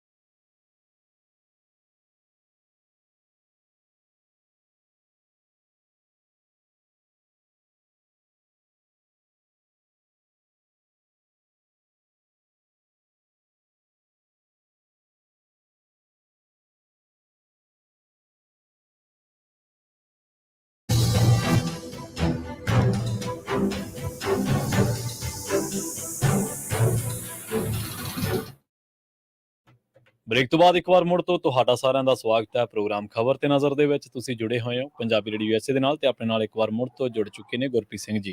ਗੁਰਪ੍ਰੀਤ ਜੀ, ਬ੍ਰੇਕ ਤੋਂ ਬਾਅਦ ਸਵਾਗਤ ਹੈ ਜੀ, ਸਤਿ ਸ੍ਰੀ ਅਕਾਲ ਧੰਨਵਾਦ ਜੀ, ਸਤਿ ਸ਼੍ਰੀ ਅਕਾਲ ਜੀ। ਰੁਖ ਕਰਦੇ ਹਾਂ ਕੁਝ ਹੋਰ ਖਬਰਾਂ ਦਾ। ਗੱਲ ਕਰਾਂਗੇ ਆਪਾਂ ਹੁਣੇ ਪੰਜਾਬ ਦੇ ਵਿੱਚ ਜਿਹੜੇ ਤੁਸੀਂ ਗੱਲ ਕੀਤੀ ਸੀ ਡਾਕਟਰ ਬਣਨ ਦੀ ਰੁਚੀ ਦੇ ਵਿੱਚ, ਤੇ ਉਸ ਤੋਂ ਬਾਅਦ ਆਪਾਂ ਗੱਲ ਕਰੀਏ ਮਾਲਵਿੰਦਰ ਸਿੰਘ ਸਿੱਧੂ AIG ਪੰਜਾਬ ਪੁਲਿਸ ਦੇ। ਉਹਨਾਂ ਨੂੰ ਮੋਹਾਲੀ ਦੀ ਅਦਾਲਤ ਦੇ ਵਿੱਚ ਪੇਸ਼ ਕੀਤਾ ਗਿਆ। ਅਦਾਲਤ ਨੇ ਉਹਨਾਂ ਨੂੰ 1 ਦਿਨ ਦੇ ਪੁਲਿਸ ਰਿਮਾਂਡ ਤੇ ਭੇਜ ਦਿੱਤਾ ਹੈ। ਬੀਤੇ ਦਿਨੀ ਵਿਜੀਲੈਂਸ ਬਿਊਰੋ ਨੇ AIG ਮਾਲਵਿੰਦਰ ਸਿੱਧੂ ਨੂੰ ਆਮਦਨ ਤੋਂ ਵੱਧ ਜਾਇਦਾਦ ਬਣਾਉਣ, SC ਸਰਟੀਫਿਕੇਟਾਂ ਸੰਬੰਧੀ ਖੁਦ ਜਾਂਚ ਅਧਿਕਾਰੀ ਬਣਨ ਅਤੇ ਆਪਣੇ ਅਧਿਕਾਰਾਂ ਦੀ ਕਥਿਤ ਦੁਰਵਰਤੋਂ ਕਰਨ ਦੇ ਮਾਮਲੇ ਦੀ ਚੱਲ ਰਹੀ ਜਾਂਚ ਸੰਬੰਧੀ ਬਿਊਰੋ ਦੇ ਦਫ਼ਤਰ ਦੇ ਵਿੱਚ ਤਲਬ ਕੀਤਾ ਸੀ। ਜਾਂਚ ਅਧਿਕਾਰੀਆਂ ਨੇ ਸਿੱਧੂ ਨੂੰ ਆਪਣਾ ਮੋਬਾਈਲ ਬਾਹਰ ਰੱਖਣ ਦੇ ਲਈ ਕਿਹਾ ਤਾਂ ਉਸਨੇ ਸਾਫ਼ ਇਨਕਾਰ ਕਰ ਦਿੱਤਾ।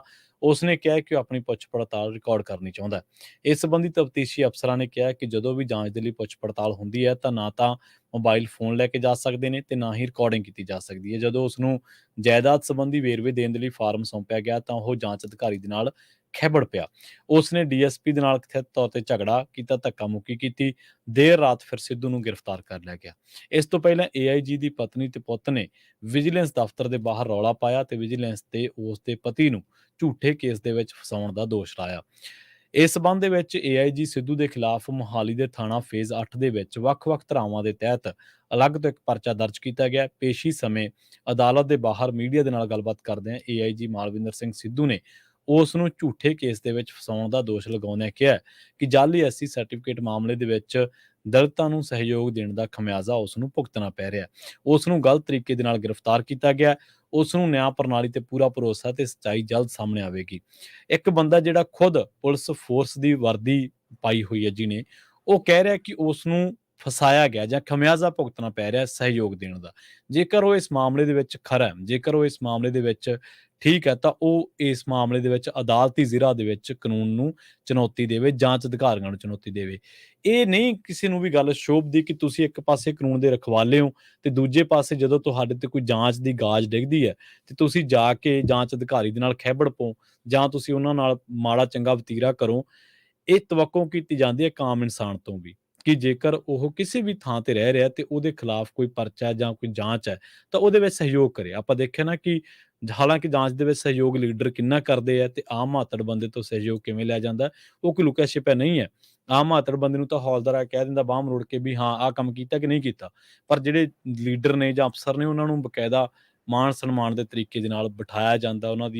ਉਹਨਾਂ ਨੂੰ ਪੁੱਛਿਆ ਜਾਂਦਾ ਕਿ ਤੁਸੀਂ ਹੁਣ ਰੈਡੀ ਆ, ਅਸੀਂ ਤੁਹਾਨੂੰ ਸਵਾਲ ਸ਼ੁਰੂ ਕਰੀਏ। ਇਸ ਤਰ੍ਹਾਂ ਦਾ ਉਹਨਾਂ ਦੇ ਨਾਲ ਵਰਤੀਰਾ ਕੀਤਾ ਜਾਂਦਾ ਹੈ। ਪਰ ਇਹ ਗੱਲ ਕੀ ਹੋਈ ਕਿ ਜਾਅਲੀ SC ਸਰਟੀਫਿਕੇਟ ਮਾਮਲੇ ਦੇ ਵਿੱਚ ਦਲਿਤ ਭਾਈਚਾਰੇ ਨੂੰ ਸਹਿਯੋਗ ਦੇਣ ਦਾ ਖਮਿਆਜ਼ਾ ਭੁਗਤਣਾ ਪੈ ਰਿਹਾ। ਜੇਕਰ ਤੁਸੀਂ ਇੱਕ ਪਾਸੇ ਤੁਸੀਂ ਕਹਿੰਦੇ ਹੋ ਕਿ ਸਹਿਯੋਗ ਦਿੱਤਾ, ਦੂਜੇ ਪਾਸੇ ਕਹਿੰਦੇ ਹੋ ਕਿ ਖਮਿਆਜ਼ਾ, ਇਹ ਦੋਨੇ ਲਫ਼ਜ਼ ਹੀ ਆਪਣਾ ਆਪ ਦੇ ਵਿੱਚ ਕੰਟਰਾਡਿਕਟ ਹੈ। ਸਹਿਯੋਗ ਦਿੱਤਾ ਤਾਂ ਫਿਰ ਯਕੀਨ ਰੱਖੋ ਨਾ, ਜਿਹੜੇ ਕਾਨੂੰਨ ਦੀ ਸਹੁੰ ਚੁੱਕ ਕੇ ਵਰਦੀ ਪਾਈ ਸੀ ਉਹ ਤੇ ਯਕੀਨ ਰੱਖੋ। ਜਾਂਚ ਅਧਿਕਾਰੀਆਂ ਨੇ ਜੇ ਤੁਹਾਡੇ ਨਾਲ ਗਲਤ ਕੋਈ ਇਸ ਤਰੀਕੇ ਨਾਲ ਨਹੀਂ ਪੇਸ਼ ਆਇਆ ਜਾਂ ਉਹਨਾਂ ਨੇ ਤੁਹਾਡੇ ਨਾਲ ਜੇ ਉਹਨਾਂ ਦੀ ਅਪਰੋਚ ਮਾੜੀ ਸੀ ਤਾਂ ਉਹਨੂੰ ਤੁਸੀਂ ਅਦਾਲਤੀ ਜ਼ਿਰਾ ਦੇ ਦਰਮਿਆਨ ਰਿਕਾਰਡ ਤੇ ਰੱਖ ਸਕਦੇ ਹੋ ਕਿ ਜੀ ਇਹਨਾਂ ਨੇ ਮੇਰੇ ਨਾਲ ਇਦਾਂ ਕੀਤਾ। ਪਰ ਆਪਾਂ ਦੇਖਿਆ ਅਕਸਰ ਹੀ ਕਿ ਜਦੋਂ ਪੁਲਿਸ ਕਿਸੇ ਮਾਤੜ ਬੰਦੇ ਨੂੰ ਚੱਕਦੀ ਹੈ ਤੇ ਜਦੋਂ ਉਹਨੂੰ ਅਦਾਲਤ ਦੇ ਵਿੱਚ ਪੇਸ਼ ਕਰਕੇ ਪੁਲਿਸ ਰਿਮਾਂਡ ਲਿਆ ਜਾਂਦਾ ਹੈ ਤੇ ਉਸ ਤੋਂ ਬਾਅਦ ਜਦੋਂ ਉਹਨੂੰ ਦੁਬਾਰਾ ਅਦਾਲਤ ਦੇ ਵਿੱਚ ਪੇਸ਼ ਕੀਤਾ ਜਾਂਦਾ ਤਾਂ ਉਹਨੂੰ ਕੀ ਕਿਹਾ ਜਾਂਦਾ? ਉਹਨੂੰ ਕਿਹਾ ਜਾਂਦਾ ਕਿ ਤੇਰੇ ਨਾਲ ਜਿਹੜੀ ਕੁੱਟਮਾਰ ਹੋਈ ਹੈ ਇਹਨੂੰ ਜੱਜ ਮੂਹਰੇ ਫਰੋਲਣ ਨਾ ਬਹਿ ਜਾਈਂ ਕਿਤੇ, ਨਹੀਂ ਤਾਂ ਫਿਰ ਜੇ ਦੁਬਾਰਾ ਪੁਲਿਸ ਰਿਮਾਂਡ ਮਿਲ ਗਿਆ ਫਿਰ ਤੇਰੇ ਨਾਲ ਹੁੰਦੀ ਵੇਖੀ ਕਿਵੇਂ। ਬੰਦਾ ਡਰਦਾ ਕਹਿ ਦਿੰਦਾ ਨਹੀਂ ਜੀ ਜੱਜ ਸਾਹਿਬ ਮੈਂ ਤਾਂ ਠੀਕ ਆ, ਵਕੀਲ ਸਾਹਿਬ ਜੋ ਕਹਿ ਰਹੇ ਨੇ ਬਸ ਜੇ ਤਾਂ ਜੁਡੀਸ਼ੀਅਲ ਰਿਮਾਂਡ ਤੇ ਭੇਜਣਾ ਤਾਂ ਤੁਹਾਡੀ ਮਰਜ਼ੀ ਹੈ, ਜੇ ਪੁਲਿਸ ਰਿਮਾਂਡ ਤੇ ਭੇਜਣਾ ਤਾਂ ਤੁਹਾਡੀ ਮਰਜ਼ੀ। ਬੰਦੇ ਨੂੰ ਐ ਹੁੰਦਾ ਕਿ ਪਹਿਲਾਂ ਤਾਂ ਕੁੱਟ ਪੈ ਹੀ ਚੁੱਕੀ ਹੈ, ਹੁਣ ਦੂਜੀ ਵਾਰੀ ਨਾ ਪੈ ਜੇ। ਇਹ ਮਸਲਾ ਕੱਲਾ ਇਹ ਨਹੀਂ ਗਾ ਕਿ AIG ਹੈ ਜਾਂ ਮਾਲਵਿੰਦਰ ਸਿੱਧੂ ਹੈ। ਜੇਕਰ ਕਾਨੂੰਨ ਦੀ ਨਜ਼ਰ ਦੇ ਵਿੱਚ ਤੁਸੀਂ ਦੋਸ਼ੀ ਹੋ ਤਾਂ ਤੁਸੀਂ ਭਾਵੇਂ ਕੋਈ ਵੀ ਹੈ, ਉੱਥੇ ਤੁਹਾਡੀ ਵਰਦੀ ਦਾ ਰੋਹਬ ਨਹੀਂ ਚੱਲਣਾ। ਸੋ ਸਹਿਯੋਗ ਕਰਨਾ ਚਾਹੀਦਾ ਹੈ। ਦੋਸ਼ਾਂ ਦੀ ਜਾਂਚ ਬਾਅਦ ਚ ਹੁੰਦੀ ਫਿਰੂ। ਅਸੀਂ ਇਹ ਵੀ ਨਹੀਂ ਕਹਿੰਦੇ ਕਿ ਵਿਜੀਲੈਂਸ ਸਾਫ਼ ਆ ਜਾਂ ਵਿਜੀਲੈਂਸ ਕੀ ਹੈ। ਵਿਜੀਲੈਂਸ ਆਪਣੇ ਪੱਧਰ ਤੇ ਸਾਬਿਤ ਕਰੂਗੀ ਨਾ ਜੇ ਉਹਦੇ ਦੋਸ਼ ਆ ਤਾਂ। ਜੀ ਜੀ, ਸੋ ਇਹ ਤਾਂ ਹੈ, ਸਹਿਯੋਗ ਕਰਨਾ ਬਹੁਤ ਜ਼ਰੂਰੀ ਹੈ। ਸੋ ਅੱਗੇ ਵਧਦੇ ਹਾਂ, ਗੱਲ ਜਲੰਧਰ ਦੀ ਕਰਦੇ ਹਾਂ। ਜਲੰਧਰ ਦੇ ਵਿੱਚ ਬੀਤੇ ਦਿਨੀ ਬਹੁਤ ਖਿੱਚੋਤਾਣ ਚਲੀ ਸੀ ਆਮ ਆਦਮੀ ਪਾਰਟੀ ਦੇ MP ਅਤੇ MLA ਦੇ ਵਿਚਾਲੇ। MLA ਸ਼ੀਤਲ ਅੰਗੁਰਾਲ ਦੇ ਵੱਲੋਂ ਇੱਕ 30 ਮਿੰਟ ਦੀ ਵੀਡੀਓ ਜਾਰੀ ਕਰ ਦਿੱਤੀ ਜਾਂਦੀ ਹੈ, ਜਿਸ ਤੋਂ ਬਾਅਦ ਇੱਕ ਤਰੀਕੇ ਦੇ ਨਾਲ ਪੂਰਾ ਅਸਤ-ਵਿਅਸਤ ਹੋ ਜਾਂਦਾ ਜਲੰਧਰ ਦੇ ਵਿੱਚ ਮਾਹੌਲ, ਜਿਹੜਾ ਆਮ ਆਦਮੀ ਪਾਰਟੀ ਦੇ ਅੰਦਰੂਨੀ ਮਾਹੌਲ ਦੀ ਜੇਕਰ ਗੱਲ ਕਰੀਏ, ਕਿਉਂਕਿ ਸ਼ੀਤਲ ਅੰਗੁਰਾਲ ਤੇ ਜਿਹੜੇ ਉਹਨਾਂ ਦੀ ਹੀ ਪਾਰਟੀ ਤੋਂ ਇਸ ਸਮੇਂ MP ਨੇ ਜਿਨ੍ਹਾਂ ਦਾ ਨਾਮ ਹੈ ਸੁਸ਼ੀਲ ਰਿੰਕੂ, ਉਹ ਕਿਸੇ ਸਮੇਂ ਆਪਸ ਦੇ ਵਿੱਚ ਐਮਐਲਏ ਦੀ ਸੀਟ ਲਈ ਦੌੜ ਰਹੇ ਸਨ, ਪਰ ਜਿਸ ਦੇ ਵਿੱਚ ਸ਼ੀਤਲ ਅੰਗੁਰਾਲ ਬਾਜੀ ਮਾਰ ਜਾਂਦੇ ਨੇ। ਉਸ ਤੋਂ ਬਾਅਦ ਪਾਰਟੀ ਉਹਨਾਂ ਨੂੰ ਇੱਕ ਕਹਿ ਲਓ ਪਾਇਲਟ ਤੌਰ ਤੇ ਲਿਆ ਕੇ ਉਹਨਾਂ ਦੇ ਉੱਪਰ ਐਮਪੀ ਦੇ ਲਈ ਚੋਣ ਲੜਾ ਦਿੰਦੀ ਹੈ ਤੇ ਉਹ ਜਿੱਤ ਜਾਂਦੇ ਨੇ। ਉਸ ਤੋਂ ਬਾਅਦ ਲਗਾਤਾਰ ਉਹਨਾਂ ਦੇ ਵਿੱਚ ਅਣਬਣ ਤਾਂ ਚੱਲ ਹੀ ਰਹੀ ਸੀ। ਜਿਸ ਸਮੇਂ ਚੋਣਾਂ ਵੀ ਸਨ ਉਸ ਸਮੇਂ ਵੀ ਐਮਪੀ ਬਣੇ ਨੇ ਜਿਹੜੇ, ਉਹਨਾਂ ਦੇ ਵੱਲੋਂ ਇਹ ਕਿਹਾ ਜਾ ਰਿਹਾ ਸੀ ਕਿ ਜਿਹੜੇ ਇਹ ਸ਼ੀਤਲ ਅੰਗੁਰਾਲ ਨੇ ਇਹ ਸਹਿਯੋਗ ਨਹੀਂ ਕਰ ਰਹੇ। ਬਹੁਤ ਸਾਰੀਆਂ ਗੱਲਾਂ ਚੱਲਦੀਆਂ ਨੇ, ਹੁਣ ਤੱਕ ਵੀ ਸ਼ਹਿਰ ਦੇ ਵਿੱਚ ਇਹੋ ਜਿਹੀਆਂ ਗੱਲਾਂ ਅਕਸਰ ਸੁਣਨ ਨੂੰ ਮਿਲ ਜਾਂਦੀਆਂ ਨੇ ਕਿ ਬਹੁਤ ਜ਼ਿਆਦਾ ਵਖਰੇਵਾਂ ਹੈ। ਪਰ ਹੁਣ ਜਿਹੜੀ ਗੱਲ ਇਹ ਗੱਲ ਕਰਨ ਦਾ ਮਕਸਦ ਇਹ ਸੀ ਕਿ ਆਮ ਆਦਮੀ ਪਾਰਟੀ ਦੇ ਇਸ ਐਮਐਲਏ ਸ਼ੀਤਲ ਅੰਗੁਰਾਲ ਦੇ ਨੇੜਲੇ ਵਿਅਕਤੀ ਮੁਕੇਸ਼ ਸੇਠੀ ਜਿਹੜੇ ਕਿ ਜੇਲ੍ਹ ਦੇ ਵਿੱਚ ਬੰਦ ਸੀ, ਉਹਨਾਂ ਨੂੰ ਕੋਰਟ ਨੇ ਹੁਣ ਰਾਹਤ ਦੇ ਦਿੱਤੀ ਹੈ। ਵੀਰਵਾਰ ਨੂੰ ਇਹਨਾਂ ਨੂੰ ਰਾਹਤ ਮਿਲੀ ਹੈ ਮੁਕੇਸ਼ ਸੇਠੀ ਨੂੰ, ਜਿਨ੍ਹਾਂ ਦੇ ਉੱਪਰ ਇਲਜ਼ਾਮ ਸੀ ਤੇ ਗੰਭੀਰ ਇਲਜ਼ਾਮ ਸੀ। ਉਹਨਾਂ ਦੇ ਉੱਪਰ ਕਿਡਨੈਪਿੰਗ ਤੋਂ ਬਾਅਦ ਹੱਤਿਆ ਕਰਨ ਦੇ ਦੋਸ਼ ਲੱਗੇ ਹੋਏ ਸਨ, ਜਿਸ ਤੋਂ ਬਾਅਦ ਉਹਨਾਂ ਦੀ ਗ੍ਰਿਫਤਾਰੀ ਹੁੰਦੀ ਹੈ ਤੇ ਉਸ ਤੋਂ ਬਾਅਦ ਫਿਰ ਜਿਹੜਾ ਸਾਰਾ ਸਿਲਸਿਲਾਵਾਰ ਤਰੀਕੇ ਦੇ ਨਾਲ ਸਾਰਾ ਹੀ ਆਪਸ ਦੇ ਵਿੱਚ ਖਿੱਚੋਤਾਣ ਚੱਲਦੀ ਹੈ। ਜਦੋਂ 30 ਮਿੰਟ ਦੀ ਵੀਡੀਓ ਪਾਈ ਜਾਂਦੀ ਹੈ ਸ਼ੀਤਲ ਅੰਗੁਰਾਲ ਦੇ ਵੱਲੋਂ ਆਪਣੀ ਹੀ ਪਾਰਟੀ ਦੇ ਐਮਪੀ ਦੇ ਖਿਲਾਫ, ਜਿਸ ਤੋਂ ਬਾਅਦ ਉਹਨਾਂ ਨੂੰ ਤਲਬ ਵੀ ਕੀਤਾ ਜਾਂਦਾ ਹੈ ਹਾਈ ਕਮਾਂਡ ਦੇ ਵੱਲੋਂ। ਉਹਨਾਂ ਦੀ ਖਿਚਾਈ ਵੀ ਇੱਕ ਤਰੀਕੇ ਦੇ ਨਾਲ ਕਿਹਾ ਜਾਂਦਾ ਹੈ ਕੀਤੀ ਜਾਂਦੀ ਹੈ। ਉਹ ਪਹਿਲਾਂ ਵੀ ਹੋਈ ਸੀ ਜਿਸ ਸਮੇਂ ਚੋਣਾਂ ਦਾ ਦੌਰ ਚੱਲ ਰਿਹਾ ਸੀ। ਸੋ ਇਹ ਸਾਰੇ ਦੇ ਵਿੱਚ ਆਮ ਆਦਮੀ ਪਾਰਟੀ ਦੇ ਅੰਦਰੂਨੀ ਹਾਲਾਤ ਇਸ ਸਮੇਂ ਕਿਹੋ ਜਿਹੇ ਨੇ ਉਸ ਤੋਂ ਤੁਸੀਂ ਅੰਦਾਜ਼ਾ ਲਗਾ ਸਕਦੇ ਹੋ ਕਿ ਚੱਲ ਕੀ ਰਿਹਾ ਹੈ। ਇੱਕ ਵਿਅਕਤੀ ਜਿਸ ਦੇ ਉੱਪਰ ਇਲਜ਼ਾਮ ਲੱਗਦੇ ਨੇ ਉਸ ਦੀ ਤਫਤੀਸ਼ ਹੋ ਸਕਦੀ ਹੈ, ਉਸ ਦੇ ਵਿੱਚ ਸੱਚ ਝੂਠ ਨਿੱਤਰ ਕੇ ਸਾਹਮਣੇ ਆ ਸਕਦਾ ਹੈ, ਪਰ ਜਿਹੜੇ ਰਾਜਸੀ ਆਗੂ ਹੁੰਦੇ ਨੇ, ਸਿਆਸੀ ਲੋਕ ਹੁੰਦੇ ਨੇ, ਉਹ ਉਸ ਦੇ ਵਿੱਚ ਵੀ ਆਪਣਾ ਪਾਲਾ ਸੁਰੱਖਿਅਤ ਦੇਖਦੇ ਨੇ, ਦੂਸਰੇ ਪਾਸੇ ਵਾਲੇ ਨੂੰ ਢਾਹ ਲਾਉਣ ਦੀ ਹਮੇਸ਼ਾ ਕੋਸ਼ਿਸ਼ ਕਰਦੇ ਨੇ। ਪਰ ਇੱਥੇ ਤਾਂ ਦੂਸਰਾ ਪਾਸਾ ਵੀ ਨਹੀਂ ਹੈ, ਇੱਕੋ ਪਾਰਟੀ ਦੇ ਇੱਕੋ ਸ਼ਹਿਰ ਦੇ ਵਿਅਕਤੀ ਆਪਸ ਦੇ ਵਿੱਚ ਭਿੜਦੇ ਹੋਏ ਨਜ਼ਰ ਆ ਰਹੇ ਨੇ। ਇਸ ਤੋਂ ਅੰਦਾਜ਼ਾ ਲਗਾਇਆ ਜਾ ਸਕਦਾ ਹੈ ਕਿ ਇਸ ਸਮੇਂ ਅੰਦਰੂਨੀ ਢਾਂਚੇ ਦੇ ਵਿੱਚ ਕਿਹੋ ਜਿਹੀ ਖਿੱਚੋਤਾਣ ਆਮ ਆਦਮੀ ਪਾਰਟੀ ਦੇ ਚੱਲ ਰਹੀ ਹੈ। ਜੀ, ਅਗਲੀ ਖਬਰ ਦੇ ਵੱਲ ਵਧੀਏ ਤੇ ਖਬਰ ਆਮ ਆਦਮੀ ਪਾਰਟੀ ਦੇ ਨਾਲ ਹੀ ਜੁੜੀ ਵੀ ਹੈ। ਆਮ ਆਦਮੀ ਪਾਰਟੀ ਦੇ ਵਲੰਟੀਅਰਾਂ ਨੂੰ ਸ਼ਾਇਦ ਇੱਕ ਵਾਰ ਫਿਰ ਤੋਂ ਲੱਡੂ ਆ ਰਹੇ ਨੇ। ਪਤਾ ਲੱਗਿਆ ਕਿ ਜਿਹੜੇ ਇਹਨਾਂ ਦੇ ਮੰਤਰੀ ਨੇ ਮੀਤ ਹੇਅਰ, ਉਹ ਆਉਂਦੀ 7 ਨਵੰਬਰ ਨੂੰ ਮੋਹਾਲੀ ਦੇ ਵਿੱਚ ਆਪਣਾ ਜਿਹੜਾ ਵਿਆਹ ਕਾਰਜ ਆ ਉਹ ਕਰਨ ਜਾ ਰਹੇ ਨੇ ਤੇ 29 ਤਰੀਕ ਨੂੰ ਉਹਨਾਂ ਦੀ ਮੇਰਠ ਦੇ ਵਿੱਚ ਮੰਗਣੀ ਹੋਣੀ ਆ ਤੇ ਉਹਨਾਂ ਦੇ ਵਿਆਹ ਦੀ ਤਰੀਕ ਦਾ ਜਿਹੜਾ ਐਲਾਨ ਹੋ ਗਿਆ ਤੇ ਵਿਆਹ ਤੋਂ ਪਹਿਲਾਂ ਉਹਨਾਂ ਨੇ ਜਿਹੜੀ ਮੰਗਣੀ ਕਰਨੀ ਹੈ ਤੇ ਉਹਨਾਂ ਦੀ ਪਤਨੀ ਦਾ ਨਾਮ ਡਾਕਟਰ ਗੁਰਵੀਨ ਕੌਰ ਦੱਸਿਆ ਗਿਆ ਤੇ ਪਤਾ ਲੱਗਿਆ ਕਿ ਹੁਣ ਭਗਵੰਤ ਮਾਨ, ਮੁੱਖ ਮੰਤਰੀ ਭਗਵੰਤ ਮਾਨ ਤੋਂ ਬਾਅਦ ਤੇ ਉਸ ਤੋਂ ਬਾਅਦ ਡਾਕਟਰ ਨਰਿੰਦਰ ਕੌਰ ਭਰਾਜ ਤੋਂ ਬਾਅਦ ਮਾਫ਼ ਕਰਨਾ ਨਰਿੰਦਰ ਕੌਰ ਭਰਾਜ ਤੇ ਉਸ ਤੋਂ ਬਾਅਦ ਸੁਖਾਨੰਦ ਵਾਲੇ ਜਿਹੜੇ ਜਿਨ੍ਹਾਂ ਦੇ ਨਾਮ ਅਗਰ ਸੁਖਾਨੰਦ ਲੱਗਦਾ ਉਸ ਐਮਐਲਏ ਤੋਂ ਬਾਅਦ ਬਾਘਾ ਪੁਰਾਣਾ ਤੋਂ ਐਮਐਲਏ ਨੇ, ਬਾਘਾ ਪੁਰਾਣਾ ਤੋਂ ਐਮਐਲਏ ਨੇ, ਹਾਂਜੀ, ਤੇ ਹਰਜੋਤ ਬੈਂਸ ਤੋਂ ਬਾਅਦ ਤੇ ਰਾਘਵ ਚੱਡੇ ਤੋਂ ਬਾਅਦ ਹੁਣ ਵਾਰੀ ਆ ਗਈ ਹੈ ਮੀਤ ਹੇਅਰ ਦੀ। ਮੀਤ ਹੇਅਰ ਵੀ ਛੇਤੀ ਵਿਆਹ ਦੇ ਜਿਹੜਾ ਬੰਧਨ ਆ ਉਹਦੇ 'ਚ ਵੱਜਣ ਜਾ ਰਹੇ ਨੇ ਤੇ ਆਮ ਆਦਮੀ ਪਾਰਟੀ ਦੇ ਜਿਹੜੇ ਵਲੰਟੀਅਰ ਨੇ ਉਹਨਾਂ ਨੂੰ ਲੱਡੂ ਆ ਰਹੇ ਨੇ ਇੱਕ ਵਾਰ ਮੁੜ ਤੋਂ ਫਿਰ ਤੋਂ ਹੀ। ਤੇ ਇੱਥੇ ਵੀ ਜਿਹੜੀ ਗੱਲ ਆ ਉਹ ਜ਼ਿਕਰ ਕਰਦੇ ਚੱਲੀਏ ਕਿ ਇਹਨੂੰ ਆਪਾਂ ਕ੍ਰਿਟਿਸਿਜ਼ਮ ਦੇ ਤੌਰ ਤੇ ਨਹੀਂ ਲੈ ਸਕਦੇ। ਇਹ ਇੱਕ ਮੰਤਰੀ ਹੈ ਜਿਹੜਾ ਸਰਕਾਰ ਦਾ ਹਿੱਸਾ ਹੈ, ਉਹਦੀ ਜ਼ਿੰਦਗੀ ਦੇ ਨਾਲ, ਉਹਦੀ ਜ਼ਿੰਦਗੀ ਦੇ ਇੱਕ ਅਹਿਮ ਕਾਰਜ ਦੇ ਨਾਲ ਜੁੜੀ ਇਹ ਖਬਰ ਹੈ। ਸੋ ਹੁਣੇ ਟ੍ਰੈਂਡ ਕਰ ਰਹੀ ਸੀ, ਇਸੇ ਕਰਕੇ ਤੁਹਾਡੇ ਸਾਰਿਆਂ ਦੇ ਨਾਲ ਸ਼ੇਅਰ ਜਿਹੜੀ ਆ ਉਹ ਕਰ ਦਿੱਤੀ ਗਈ ਹੈ।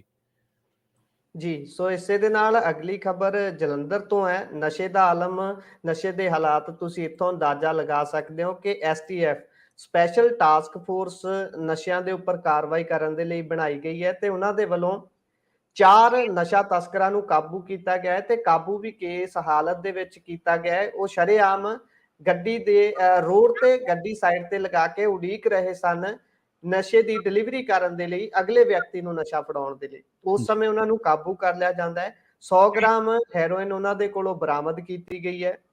ਮੌਕੇ ਤੇ ਇਹ ਘਟਨਾ ਜਿਹੜੀ ਹੈ ਨਾਮਦੇਵ ਚੌਂਕ ਦੀ ਹੈ, ਜਿਹੜਾ ਕਿ ਬੱਸ ਸਟੈਂਡ ਦੇ ਬਿਲਕੁਲ ਨਜ਼ਦੀਕ ਹੈ। ਉੱਥੇ ਵਿਅਕਤੀ 4 ਜਾਣੇ ਗੱਡੀ ਦੇ ਵਿੱਚ ਬੈਠੇ ਹੋਏ ਸਨ ਨਸ਼ੇ ਦੀ ਸਪਲਾਈ ਕਰਨ ਦੇ ਲਈ। ਜਿਸ ਸਮੇਂ ਐਸਟੀਐਫ ਗੁਪਤ ਸੂਚਨਾ ਦੇ ਆਧਾਰ ਤੇ ਕਾਰਵਾਈ ਕਰਦੀ ਹੈ, ਇਹਨਾਂ ਨੂੰ ਮੌਕੇ ਤੇ ਕਾਬੂ ਕੀਤਾ ਜਾਂਦਾ ਹੈ। ਆਲੇ ਦੁਆਲੇ ਜਦੋਂ ਲੋਕ ਵੇਖਦੇ ਨੇ ਕਿ ਕੋਈ ਕਾਰਵਾਈ ਹੁੰਦੀ ਹੈ ਤੇ ਉੱਥੇ ਵੱਡੀ ਗਿਣਤੀ 'ਚ ਲੋਕ ਇਕੱਠੇ ਹੋ ਜਾਂਦੇ ਨੇ, ਪਰ ਉਹਨਾਂ ਨੂੰ 4 ਨੂੰ ਜਦੋਂ ਹਿਰਾਸਤ ਦੇ ਵਿੱਚ ਲਿਆ ਗਿਆ, ਉਹਨਾਂ ਨੂੰ ਫੜਿਆ ਗਿਆ, ਤਾਂ ਉਸ ਤੋਂ ਬਾਅਦ ਤਫਤੀਸ਼ 'ਚ ਹੁਣ ਸਾਹਮਣੇ ਆਇਆ ਕਿ ਚਾਰੋਂ ਦੇ ਚਾਰੋਂ ਵਿਅਕਤੀਆਂ ਦੇ ਉੱਪਰ ਪਹਿਲਾਂ ਵੀ ਵੱਖ-ਵੱਖ ਧਾਰਾਵਾਂ ਦੇ ਅਧੀਨ ਮਾਮਲੇ ਦਰਜ ਨੇ, ਜਿਨ੍ਹਾਂ ਦੇ ਵਿੱਚੋਂ ਬਹੁਤੇ ਨਸ਼ਾ ਤਸਕਰੀ ਦੇ ਹੀ ਨੇ। ਫਿਰ ਵੀ ਉਹ ਉਸ ਤੋਂ ਬਾਅਦ ਵੀ ਲਗਾਤਾਰ ਨਸ਼ਾ ਤਸਕਰੀ ਕਰ ਰਹੇ ਸਨ, ਜਿਨ੍ਹਾਂ ਨੂੰ ਐਸਟੀਐਫ ਦੇ ਵੱਲੋਂ ਗ੍ਰਿਫਤਾਰ ਕਰ ਲਿਆ ਗਿਆ ਹੈ ਤੇ ਅਗਲੇਰੀ ਕਾਰਵਾਈ ਸ਼ੁਰੂ ਕਰ ਦਿੱਤੀ ਗਈ ਹੈ ਜੀ। ਜੀ। ਅਗਲੀ ਖਬਰ ਦੇ ਵੱਲ ਵਧੀਏ ਤੇ ਗੱਲ ਕਰੀਏ ਜਿਹੜੀ ਪੰਜਾਬ ਸਰਕਾਰ ਵੱਲੋਂ ਮੁੱਖ ਮੰਤਰੀ ਭਗਵੰਤ ਮਾਨ ਵੱਲੋਂ 1 ਨਵੰਬਰ ਵਾਲੀ ਜਿਹੜੀ ਡਿਬੇਟ ਆ ਉਹਦੇ ਬਾਰੇ ਉਹਨਾਂ ਨੇ ਇਹ ਗੱਲ ਕਹੀ ਹੈ ਕਿ ਹੁਣ ਤੱਕ ਸੱਤਾ ਦੇ ਵਿੱਚ ਰਹੀਆਂ ਸਾਰੀਆਂ ਸਿਆਸੀ ਧਿਰਾਂ ਨੂੰ ਬਹਿਸ ਦੇ ਦੌਰਾਨ ਆਪਣਾ ਪੱਖ ਰੱਖਣ ਦਾ ਮੌਕਾ ਮਿਲੂਗਾ। 30 ਮਿੰਟ ਦੇਵਾਂਗੇ ਹਰੇਕ ਪਾਰਟੀ ਨੂੰ ਆਪਣਾ ਪੱਖ ਪੇਸ਼ ਕਰਨ ਦੇ ਲਈ, ਜਿਸ ਦੇ ਨਾਲ ਸੂਬੇ ਦੇ ਨਾਲ ਜੁੜੇ ਮਸਲੇ ਜਿਹੜੇ ਆ ਉਠਾਏ ਜਾਣਗੇ। ਤੇ ਭਗਵੰਤ ਮਾਨ ਨੇ ਵੀ ਕਿਹਾ ਕਿ ਮੈਂ ਪੰਜਾਬ ਬੋਲਦਾ ਤੇ ਇਸੇ ਦੌਰਾਨ ਬਹਿਸ ਦੇ ਦੌਰਾਨ ਜਿਹੜਾ ਪ੍ਰੋਫੈਸਰ ਨਿਰਮਲ ਜੌੜਾ ਨੇ ਉਹ ਮੰਚ ਸੰਚਾਲਨ ਕਰਨਗੇ। ਤੇ ਮੁੱਖ ਮੰਤਰੀ ਨੇ ਕਿਹਾ ਕਿ ਖੁੱਲੀ ਬਹਿਸ ਪੰਜਾਬ ਨੂੰ ਹੁਣ ਤੱਕ ਕਿਹਨੇ ਤੇ ਕਿਵੇਂ ਲੁੱਟਿਆ ਦੇ ਆਲੇ ਦੁਆਲੇ ਕੇਂਦਰਿਤ ਹੋਵੇਗੀ। ਇਸ ਦੇ ਵਿੱਚ ਭਾਈ ਭਤੀਜੇ, ਸਾਲੇ ਜੀਜੇ, ਮਿੱਤਰ ਮੁਲਾਜ਼ੇ, ਟੋਲ ਪਲਾਜ਼ੇ, ਜਵਾਨੀ ਕਿਸਾਨੀ, ਵਪਾਰ, ਦੁਕਾਨਦਾਰ, ਗੁਰੂਆਂ ਦੀ ਬਾਣੀ, ਨਹਿਰਾਂ ਦਾ ਪਾਣੀ ਦੀ ਗੱਲ ਹੋਵੇਗੀ। ਉਹਨਾਂ ਨੇ ਕਿਹਾ ਕਿ ਰਵਾਇਤੀ ਪਾਰਟੀਆਂ ਦੇ ਲੀਡਰਾਂ ਨੇ ਇਹਨਾਂ ਸਾਰੇ ਮਸਲਿਆਂ ਉੱਤੇ ਪੰਜਾਬ ਦੇ ਨਾਲ ਗੱਦਾਰੀ ਕੀਤੀ ਹੈ, ਜਿਸ ਦੇ ਲਈ ਇਹਨਾਂ ਨੂੰ ਸੂਬੇ ਦੇ ਲੋਕਾਂ ਅੱਗੇ ਜਵਾਬਦੇਹ ਬਣਾਇਆ ਜਾਵੇਗਾ। ਭਗਵੰਤ ਮਾਨ ਨੇ ਕਿਹਾ ਕਿ ਇਹਨਾਂ ਨੇਤਾਵਾਂ ਨੂੰ ਪੰਜਾਬ ਵਾਸੀਆਂ ਤੇ ਮੀਡੀਆ ਸਾਹਮਣੇ ਖੁੱਲੀ ਚੁਣੌਤੀ ਦੇ ਲਈ ਬਹਿਸ ਦੇ ਲਈ ਵੰਗਾਰਿਆ ਸੀ ਤੇ ਉਹਨਾਂ ਕਿਹਾ ਕਿ ਪੰਜਾਬ ਦੀ ਪਿੱਠ ਦੇ ਵਿੱਚ ਛੁਰਾ ਮਾਰਨ ਵਾਲਿਆਂ ਨੂੰ ਇਤਿਹਾਸ ਕਦੇ ਵੀ ਮਾਫ ਨਹੀਂ ਕਰੂਗਾ। ਭਗਵੰਤ ਮਾਨ ਨੇ ਕਿਹਾ ਕਿ ਬਹਿਸ ਲੋਕਾਂ ਨੂੰ ਸ਼ੀਸ਼ਾ ਦਿਖਾਏਗੀ ਕਿ ਕੁਰਬਾਨੀ ਦੀ ਆੜ ਦੇ ਵਿੱਚ ਕਿਵੇਂ ਇਹਨਾਂ ਨੇਤਾਵਾਂ ਨੇ ਪੰਜਾਬ ਦੇ ਹਿੱਤ ਅਣਗੌਲੇ ਕਰਕੇ ਆਪਣੇ ਨਿੱਜੀ ਮਫਾਦ ਸੁਰੱਖਿਅਤ ਕੀਤੇ। ਉਹਨਾਂ ਕਿਹਾ ਕਿ ਸੂਬੇ ਦੇ ਲੋਕ ਇਹਨਾਂ ਲੀਡਰਾਂ ਵੱਲੋਂ ਨਿੱਜੀ ਹਿੱਤਾਂ ਦੀ ਖਾਤਰ ਪੰਜਾਬ ਤੇ ਪੰਜਾਬੀਆਂ ਦੇ ਵਿਰੁੱਧ ਕੀਤੇ ਗਏ ਗੁਨਾਹਾਂ ਨੂੰ ਨਾ ਤਾਂ ਕਦੇ ਭੁੱਲਣਗੇ ਤੇ ਨਾ ਹੀ ਕਦੇ ਮਾਫ ਕਰਨਗੇ। ਇਹਦੇ ਵਿੱਚ ਕੋਈ ਦੋ ਰਾਏ ਨਹੀਂ ਕਿ ਪੰਜਾਬ ਦੇ ਲੋਕਾਂ ਨੇ ਨਾ ਤਾਂ ਇਹਨਾਂ ਨੂੰ ਭੁੱਲਿਆ ਤੇ ਨਾ ਹੀ ਇਹਨਾਂ ਨੂੰ ਮਾਫ ਕੀਤਾ। ਇਸੇ ਗੁਨਾਹਾਂ ਦੀ ਸਜ਼ਾ ਦੇ ਵਜੋਂ ਤੁਹਾਨੂੰ ਐਡਾ ਵੱਡਾ ਮੈਂਡੇਟ ਮਾਨ ਸਾਹਿਬ ਪੰਜਾਬੀਆਂ ਨੇ ਦਿੱਤਾ ਹੈ। ਲੋਕਾਂ ਨੇ 5 ਵਾਰ ਦਾ ਮੁੱਖ ਮੰਤਰੀ ਹਰਾ ਕੇ ਘਰੇ ਬਿਠਾਤਾ। ਲੋਕਾਂ ਨੇ 2 ਵਾਰ ਦਾ ਮੁੱਖ ਮੰਤਰੀ ਹਰਾ ਕੇ ਘਰੇ ਬਿਠਾਤਾ। ਲੋਕਾਂ ਨੇ 2 ਦਰਜਨ ਤੋਂ ਵੱਧ ਕੈਬਨਿਟ ਮੰਤਰੀ, ਸਾਬਕਾ ਕੈਬਨਿਟ ਮੰਤਰੀ, ਜਿਹੜੇ ਕਿ ਜਿਨ੍ਹਾਂ ਦੀਆਂ ਗੱਡੀਆਂ ਦੇ ਅੱਗੇ ਪਿੱਛੇ ਤੁਹਾਡੇ ਵਾਂਗੂ ਹੀ 40-40 ਗੱਡੀਆਂ ਹੁੰਦੀਆਂ ਸੀ ਕਾਫਲਿਆਂ ਦੇ ਵਿੱਚ, ਤੇ ਇੱਕ ਬਹੁਤ ਵੱਡੀ ਜਿਹੜੀ ਆ ਉਹ ਦੌੜ ਹੁੰਦੀ ਸੀ, ਨਾਲ ਗਾਰਡ ਹੁੰਦੀ ਸੀ, ਨਾਲ ਸਿਕਿਉਰਿਟੀ ਮੁਲਾਜ਼ਮਾਂ ਦੀ, ਬਿਠਾ ਕੇ ਘਰੇ ਬਿਠਾਤਾ ਉਹਨਾਂ ਨੂੰ ਹਰਾ ਕੇ। ਇਹ ਸਜ਼ਾ ਹੀ ਦਿੱਤੀ ਹੈ ਪੰਜਾਬ ਦੇ ਲੋਕਾਂ ਨੇ ਉਹਨਾਂ ਨੂੰ। ਇਹ ਉਹਨਾਂ ਦੇ ਗੁਨਾਹਾਂ ਦੇ ਕਰਕੇ ਹੀ ਹੈ। ਤੁਸੀਂ ਸੱਤਾ ਦੇ ਵਿੱਚ ਹੁੰਦਿਆਂ ਪਬਲਿਕ ਡਿਬੇਟ ਦੇ ਲਈ ਵੰਗਾਰ ਰਹੇ ਹੋ। ਪਰ ਇੱਕ ਗੱਲ ਠੀਕ ਹੈ ਕਿ ਡਿਬੇਟ ਹੋਣੀ ਚਾਹੀਦੀ ਹੈ, ਪਰ ਕੀ ਇੰਨੇ 7 ਦਹਾਕਿਆਂ ਦੇ ਮਾਮਲੇ ਤੁਸੀਂ 30 ਮਿੰਟਾਂ 'ਚ ਸਮੇਟ ਲਓਗੇ? ਕੱਲੀ SYL ਦੇ ਮਾਮਲੇ ਨੂੰ ਹੀ ਜੇਕਰ ਤੁਸੀਂ ਚਰਚਾ ਕਰਨੀ, ਬਹਿਸ ਕਰਨੀ ਤੇ ਸਾਰੀਆਂ ਧਿਰਾਂ ਨੂੰ ਮੌਕਾ ਦੇਣਾ ਵਾ, ਕੱਲੇ ਉਸ ਨੂੰ 1 ਦਿਨ ਚਾਹੀਦਾ, ਘੱਟੋ ਘੱਟ 1 ਦਿਹਾੜੀ ਲੱਗ ਜਾਣੀ ਹੈ SYL ਦੇ ਉੱਤੇ ਹੀ ਗੱਲ ਕਰਦਿਆਂ ਨੂੰ। ਔਰ ਪੰਜਾਬ ਦੇ ਵਿੱਚ ਬੇਰੁਜ਼ਗਾਰ, ਜਿਵੇਂ ਰੂਪਨਗਰ ਤੋਂ ਤੁਸੀਂ ਸ਼ੁਰੂਆਤ ਕੀਤੀ ਸੀ ਗੁਰਪ੍ਰੀਤ ਸਿੰਘ ਜੀ, ਉਹ ਮਾਮਲੇ, ਪੰਜਾਬ ਦੇ ਵਿੱਚ ਕਿਸਾਨ ਖੁਦਕੁਸ਼ੀਆਂ ਦੇ ਮਾਮਲੇ, ਡਰੱਗ ਦੇ ਮਾਮਲੇ, ਹੋਰ ਜਿਹੜੇ ਪੰਜਾਬ ਦੀ ਹੋਂਦ ਦੇ ਨਾਲ ਜੁੜੇ ਮਾਮਲੇ। ਇੱਕ ਪਾਸੇ ਤੁਸੀਂ ਕਹਿੰਦੇ ਹੋ, ਆਪ ਬਿਆਨ ਦਿੰਦੇ ਹੋ ਕਿ ਬਈ ਸਾਡਾ ਪਾਕਿਸਤਾਨ ਦੇ ਨਾਲ ਬਾਰਡਰ ਨਹੀਂ ਖੁੱਲ੍ਹਣਾ ਚਾਹੀਦਾ। ਫਿਰ ਮਾਨ ਸਾਹਿਬ ਤੁਸੀਂ ਦੱਸੋ ਕਿ ਮਹਿੰਗੀ ਬਿਜਲੀ ਕਰਕੇ ਸਾਡੀ ਇੱਥੋਂ ਜਿਹੜੀ ਇੰਡਸਟਰੀ ਪਲਾਇਨ ਕਰ ਰਹੀ ਹੈ, ਹਿਜਰਤ ਕਰ ਗਈ ਹੈ, ਲੇਬਰ ਇੱਥੇ ਸਸਤੀ ਨਹੀਂ, ਤੁਸੀਂ ਕਿਵੇਂ ਨਜਿੱਠੋਗੇ? ਇੱਕੋ ਇੱਕ ਸਾਡੇ ਕੋਲ ਰਾਹ ਵਾ ਜਿਹਦੇ ਨਾਲ ਅਸੀਂ ਪੁਰਾਣੀ ਜਿਹੜੀ ਸਾਡੀ ਸ਼ਾਨ ਆ ਉਹਨੂੰ ਬਹਾਲ ਕਰ ਸਕਦੇ ਹਾਂ। ਹਾਲਾਂਕਿ ਉੱਥੋਂ ਸਾਨੂੰ ਕੋਈ ਜ਼ਿਆਦਾ ਆਮਦਨ ਨਹੀਂ ਹੋਣੀ, ਪਰ ਫਿਰ ਵੀ ਖੇਤੀ ਸੰਦਾਂ ਦਾ ਲੈਣ ਦੇਣ, ਹੋਰ ਇੰਡਸਟਰੀ ਉਧਰੋਂ ਸਾਡੀ ਉਧਰ ਨੂੰ ਜਾ ਸਕਦੀ ਹੈ। ਉਧਰੋਂ ਸਾਨੂੰ ਜੇਕਰ ਰਾਹ ਖੁੱਲੂਗਾ ਤਾਂ ਸਾਨੂੰ ਟੈਕਸ ਦੇ ਰੂਪ ਦੇ ਵਿੱਚ ਪੈਸਾ ਆ ਸਕਦਾ ਵਾ, ਰੁਜ਼ਗਾਰ ਦੇ ਰੂਪ ਦੇ ਵਿੱਚ। ਤੁਸੀਂ ਜਾ ਕੇ ਉੱਥੇ ਅਟਾਰੀ ਵਾਲੇ ਬਾਰਡਰ ਤੇ ਖੜ ਕੇ ਦੇਖੋ, ਕਰੋ ਗੱਲ ਉਹਨਾਂ ਟਰਾਂਸਪੋਰਟਰਾਂ ਦੇ ਨਾਲ, ਕਰੋ ਗੱਲ ਉਹਨਾਂ ਹੋਟਲ ਢਾਬਿਆਂ ਦੇ ਮਾਲਕਾਂ ਦੇ ਨਾਲ, ਕਰੋ ਗੱਲ ਉਹਨਾਂ ਲੋਕਾਂ ਦੇ ਨਾਲ ਜਿਨ੍ਹਾਂ ਦੀਆਂ ਉੱਥੇ ਰਿਕਸ਼ਾ ਰੇਹੜੀਆਂ ਚੱਲਦੀਆਂ ਸੀ, ਜਿਹੜੇ ਉੱਥੇ ਕੋਈ ਕੁਲੀ ਦਾ ਕੰਮ ਕਰਦਾ ਸੀ, ਕੋਈ ਢਾਬੇ ਤੇ ਕੰਮ ਕਰਦਾ ਸੀ, ਉਹ ਅੱਜ ਕਿੱਥੇ ਨੇ? ਵਿਚਾਰੇ ਵਿਹਲੇ ਬੈਠੇ ਨੇ।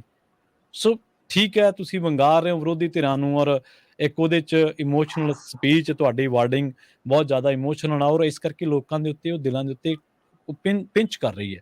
ਪਰ ਅਸਲ ਦੇ ਵਿੱਚ ਤੁਹਾਡਾ ਫਰਜ਼ ਇਹ ਬਣਦਾ ਕਿ ਜਿਹੜਾ ਸੈਸ਼ਨ ਗੈਰ ਸੰਵਿਧਾਨਕ ਐਲਾਨਿਆ ਹੋਇਆ, ਤੇ ਤੁਸੀਂ ਖੁਦ ਕਹਿੰਦੇ ਹੋ ਕਿ ਅਸੀਂ ਹੁਣ ਸੰਵਿਧਾਨਕ ਬੁਲਾਵਾਂਗੇ, ਉਹਨੂੰ ਬੁਲਾਓ, ਉਹਦੀਆਂ ਬੈਠਕਾਂ ਲੰਮੀਆਂ ਕਰੋ ਔਰ ਲੋਕਾਂ ਦੇ ਸਾਹਮਣੇ ਲਾਈਵ ਡਿਬੇਟਾਂ ਕਰਾਓ। ਤੁਸੀਂ ਤਾਂ ਤੂੰ ਕਹਿਣ ਤੇ ਭੜਕ ਜਾਂਦੇ ਹੋ। ਕਿੱਡੀ ਗੱਲ ਆ ਜੇ ਤੁਹਾਨੂੰ ਤੂੰ ਕਹਿਤਾ, ਜੇ ਇੱਥੇ ਸਾਡੇ ਮੁੱਖ ਮੰਤਰੀ ਨੂੰ ਕਿਸੇ ਨੇ ਤੂੰ ਕਹਿਤਾ ਤੇ ਤੁਸੀਂ ਉਹਨੂੰ ਵਿਰੋਧੀ ਭਾਸ਼ਾ ਦੇ ਵਿੱਚ ਹੀ ਜਵਾਬ ਦੇ ਰਹੇ ਹੋ ਕਿ ਇਹ ਗੁੰਡੇ ਨੇ, ਤੇ ਫਿਰ ਉਹਨਾਂ ਨਾਲ ਤੁਹਾਡਾ ਕੀ ਫਰਕ ਰਹਿ ਗਿਆ? ਤੁਹਾਡਾ ਜੀ ਮਕਸਦ ਇਹ ਬਣਦਾ ਸੀ ਕਿ ਤੁਸੀਂ ਉਹਨਾਂ ਨੂੰ ਐਕਸਪੋਜ਼ ਕਰਦੇ। ਤੁਸੀਂ ਤਾਂ ਜੇ ਮਾੜੀ ਮੋਟੀ ਗੱਲ ਹੋ ਗਈ ਇੱਥੇ, ਚਲੋ ਕਿਸੇ ਨੇ ਗਾਣਾ ਮਾੜਾ ਮੋਟਾ ਇੱਧਰ ਉੱਧਰ ਕਰਕੇ ਪਾਤਾ, ਤੁਸੀਂ ਉਹਦੇ ਘਰੇ ਪੁਲਿਸ ਭੇਜ ਦਿੰਦੇ ਹੋ। ਜੇ ਕਿਤੇ ਅਰਵਿੰਦ ਕੇਜਰੀਵਾਲ ਨੇ ਆਉਣਾ ਵਾ, ਤੇ ਜਿਹੜਾ ਅਰਵਿੰਦ ਕੇਜਰੀਵਾਲ ਵਾਟਰ ਵਰਕਸਾਂ ਦੀਆਂ ਟੈਂਕੀਆਂ ਤੋਂ ਲੋਕਾਂ ਦੀਆਂ ਧੀਆਂ ਭੈਣਾਂ ਨੂੰ ਲਾ ਕੇ ਕਹਿੰਦਾ ਹੁੰਦਾ ਸੀਗਾ ਕਿ ਤੁਸੀਂ ਮੇਰੀਆਂ ਭੈਣਾਂ ਹੈ ਤੇ ਤੁਹਾਡਾ ਭਰਾ ਆਊਗਾ ਸੱਤਾ ਦੇ ਵਿੱਚ, ਉਹ ਅਰਵਿੰਦ ਕੇਜਰੀਵਾਲ ਜਦੋਂ ਅੰਮ੍ਰਿਤਸਰ ਆਉਂਦਾ ਵਾ ਤੇ ਤੁਸੀਂ ਜਾ ਕੇ ਉੱਥੇ ਲੋਕਾਂ ਦੇ ਜਵਾਕਾਂ ਨੂੰ, ਲੋਕਾਂ ਦੀਆਂ ਧੀਆਂ ਨੂੰ, ਬੇਰੁਜ਼ਗਾਰਾਂ ਨੂੰ ਮੂੰਹ ਨੇਰੇ ਜਾ ਕੇ ਚੱਕ ਲੈਂਦੇ ਹੋ। ਕਿ ਇਹੋ ਜਿਹਾ ਨਿਜ਼ਾਮ ਦੇਣ ਆਏ ਸੀ ਤੁਸੀਂ? ਤੁਹਾਡੇ ਜੇਕਰ ਜਹਾਜ਼ਾਂ ਦੇ ਝੂਟਿਆਂ ਦਾ ਕੋਈ ਆਰਟੀ ਮੰਗ ਕੇ ਖਰਚਾ ਪੁੱਛ ਲੈਂਦਾ ਤੇ ਤੁਸੀਂ ਕਹਿੰਦੇ ਕਿ ਨਹੀਂ ਜੀ, ਇਹ ਨਹੀਂ ਸੀ ਦੇਣਾ। ਜੇ ਕੋਈ ਹੋਰ ਕੋਈ ਜਵਾਬਦੇਹੀ ਤਲਬ ਕਰਦਾ, ਕਹਿੰਦੇ ਨਹੀਂ ਨਹੀਂ ਇਹ ਨਹੀਂ ਅਸੀਂ ਦੇਣਾ। ਪਿਛਲਿਆਂ ਤੋਂ ਤੁਸੀਂ ਪੁੱਛਿਆ, ਜੇਕਰ ਪਿਛਲਿਆਂ ਨੇ ਇਹ ਸਭ ਕੁਝ ਕੀਤਾ, ਜੇਕਰ ਪਿਛਲਿਆਂ ਨੇ ਪੰਜਾਬ ਦੇ ਨਾਲ ਗੱਦਾਰੀ ਕੀਤੀ, ਜੇਕਰ ਰਵਾਇਤੀ ਧਿਰਾਂ ਨੇ ਪੰਜਾਬ ਦਾ ਪਾਣੀ ਵੇਚਿਆ, ਦਿੱਲੀ ਦੇ ਨਾਲ ਯਾਰੀਆਂ ਪਗਾਈਆਂ, ਦਿੱਲੀ ਤੋਂ ਅਹੁਦੇਦਾਰੀਆਂ ਹਾਸਲ ਕੀਤੀਆਂ, ਸਾਰਾ ਕੁਝ ਕੀਤਾ, ਤੇ ਅੱਜ ਉਹ ਕਿੱਥੇ ਨੇ? ਪੰਜਾਬ ਦੀ ਸਿਆਸਤ ਦੇ ਵਿੱਚ ਉਹ ਕਿੱਥੇ ਨੇ? ਕਿੰਨੀ ਜੱਦੋ-ਜਹਿਦ ਕਰ ਰਹੇ ਆ, ਕੋਈ ਨੋਟ ਹੀ ਨਹੀਂ ਕਰ ਰਿਹਾ ਉਹਨਾਂ ਨੂੰ। ਔਰ ਤੁਹਾਡੇ ਅੱਗੇ ਪਿੱਛੇ ਦੁਨੀਆ ਫਿਰਦੀ ਹੈ ਕਿ ਚਲੋ ਮਾਨ ਸਾਹਿਬ ਆਏ ਨੇ, ਪਰ ਇਹ ਜਿਹੜਾ ਤਰੀਕਾਕਾਰ ਹੈ, ਇਹਦੇ ਵਿੱਚ ਕਾਫੀ ਸਵਾਲੀਆ ਚਿੰਨ੍ਹ ਨੇ, ਇਸ ਦੀ ਅਪਰੋਚ ਤੇ ਸਵਾਲੀਆ ਚਿੰਨ੍ਹ ਨੇ। ਬਹਿਸ ਹੋਣੀ ਚਾਹੀਦੀ ਹੈ, ਬਹਿਸ ਸੰਵਾਦ ਵਾਲੀ ਹੋਵੇ। ਔਰ ਇਹ ਕਹਿੰਦੇ ਨੇ ਕਿ ਰਵਾਇਤੀ ਧਿਰਾਂ ਜਿਨ੍ਹਾਂ ਨੇ ਸੱਤਾ ਹਾਸਲ ਕੀਤੀ ਹੈ, ਕਿ ਤੁਸੀਂ ਕਾਮਰੇਡਾਂ ਨੂੰ ਸੱਤਾ ਦੇ ਵਿੱਚ ਨਹੀਂ ਮੰਨਦੇ ਪੰਜਾਬ ਦੇ ਵਿੱਚ, ਜਾਂ ਤੁਸੀਂ ਤੈਅ ਕਰੋ ਕਿ ਜਦੋਂ ਤੋਂ ਮੈਂ ਆਇਆ ਇਸ ਸਾਰੇ ਕਾਸੇ ਦੇ ਵਿੱਚ, ਉਦੋਂ ਤੋਂ ਮੈਂ ਜਿਹੜੀਆਂ ਪਾਰਟੀਆਂ ਰਹੀਆਂ ਨੇ ਉਹਨਾਂ ਨੂੰ, ਕਿ ਤੁਸੀਂ ਸਿਮਰਜੀਤ ਮਾਨ ਨੂੰ ਸੱਤਾ ਦੇ ਵਿੱਚ ਨਹੀਂ ਮੰਨਦੇ। ਉਹ ਇੱਕ ਇਲੈਕਟਡ ਰਿਪਰੈਜ਼ੈਂਟੇਟਿਵ ਨੇ ਸੰਗਰੂਰ ਤੋਂ, ਔਰ ਉਹਨਾਂ ਨੇ ਤੁਹਾਡੇ ਨੁਮਾਇੰਦੇ ਨੂੰ ਹਰਾਇਆ, ਉਹਨਾਂ ਨੂੰ ਸੱਦਾ ਕਿਉਂ ਨਹੀਂ ਭੇਜਿਆ? ਸੋ ਕਾਫੀ ਸਵਾਲ ਨੇ ਇਸ ਅਪਰੋਚ ਨੂੰ ਲੈ ਕੇ। ਦੇਖਦੇ ਹਾਂ ਇਸ ਡਿਬੇਟ ਦੇ ਵਿੱਚ ਕੀ ਨਿਬੜਦਾ। ਡਿਬੇਟਾਂ ਹੋਣੀਆਂ ਚਾਹੀਦੀਆਂ ਨੇ, ਬਹਿਸਾਂ ਹੋਣੀਆਂ ਚਾਹੀਦੀਆਂ ਨੇ। ਮੰਚ ਇੱਕ ਇਸ ਤਰੀਕੇ ਦਾ ਹੋਣਾ ਚਾਹੀਦਾ ਜਿਸ ਮੰਚ ਤੋਂ ਲੋਕਾਂ ਨੂੰ ਉਮੀਦ ਹੋਵੇ, ਤੇ ਉਸ ਮੰਚ ਦੇ ਮਾਮਲੇ ਦੇ ਵਿੱਚ ਵਿਧਾਨ ਸਭਾ ਤੋਂ ਬਿਹਤਰ ਕੋਈ ਮੰਚ ਹੋ ਨਹੀਂ ਸਕਦਾ।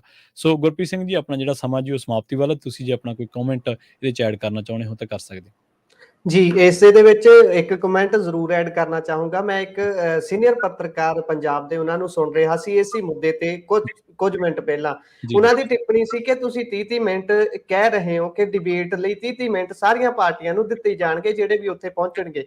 ਗੱਲ ਇਹ ਹੈ ਕਿ ਇਹ ਕੋਈ ਡਿਬੇਟ ਦਾ ਜਿੱਦਾਂ ਸਕੂਲਾਂ ਦੇ ਵਿੱਚ ਕਰਾਇਆ ਜਾਂਦਾ ਹੈ, ਇਹ ਉਹ ਵਾਲਾ ਸੈਸ਼ਨ ਥੋੜੀ ਹੈ ਕਿ ਤੁਸੀਂ 30-30 ਮਿੰਟ ਸਾਰਿਆਂ ਨੂੰ ਦਿਓਗੇ, ਉਸ ਤੋਂ ਬਾਅਦ ਐਂਡ ਦੇ ਵਿੱਚ ਕੰਕਲੂਡ ਕਰ ਦਿਓਗੇ। ਤੁਸੀਂ ਆਖਰੀ ਦਾ ਸਮਾਂ ਲੈ ਕੇ ਕੰਕਲੂਡ ਕਰੋਗੇ। ਜਿਹੜੇ ਮੁੱਦੇ ਤੁਹਾਡੀ ਬਕਟ ਲਿਸਟ ਦੇ ਵਿੱਚ ਵੀ ਨਹੀਂ ਹੋਣਗੇ, ਤੁਸੀਂ ਦੂਜਿਆਂ ਦੇ ਬੋਲੇ ਹੋਏ ਉਹ ਵੀ ਚੱਕ ਲਓਗੇ, ਉਸ ਤੇ ਵੀ ਤੰਜ਼ ਕੱਸ ਦਿਓਗੇ। ਨਾਲੇ ਤੁਸੀਂ ਗੱਲ ਕੀਤੀ ਸੀ ਕਿ ਪਾਕਿਸਤਾਨ ਦੇ ਨਾਲ ਵਪਾਰ ਖੋਲਣ ਦੀ ਗੱਲ, ਉਸ ਦੇ ਵਿੱਚ ਇਹਨਾਂ ਦੇ ਹੱਥ 'ਚ ਬਹੁਤਾ ਕੁਝ ਹੈ ਨਹੀਂ।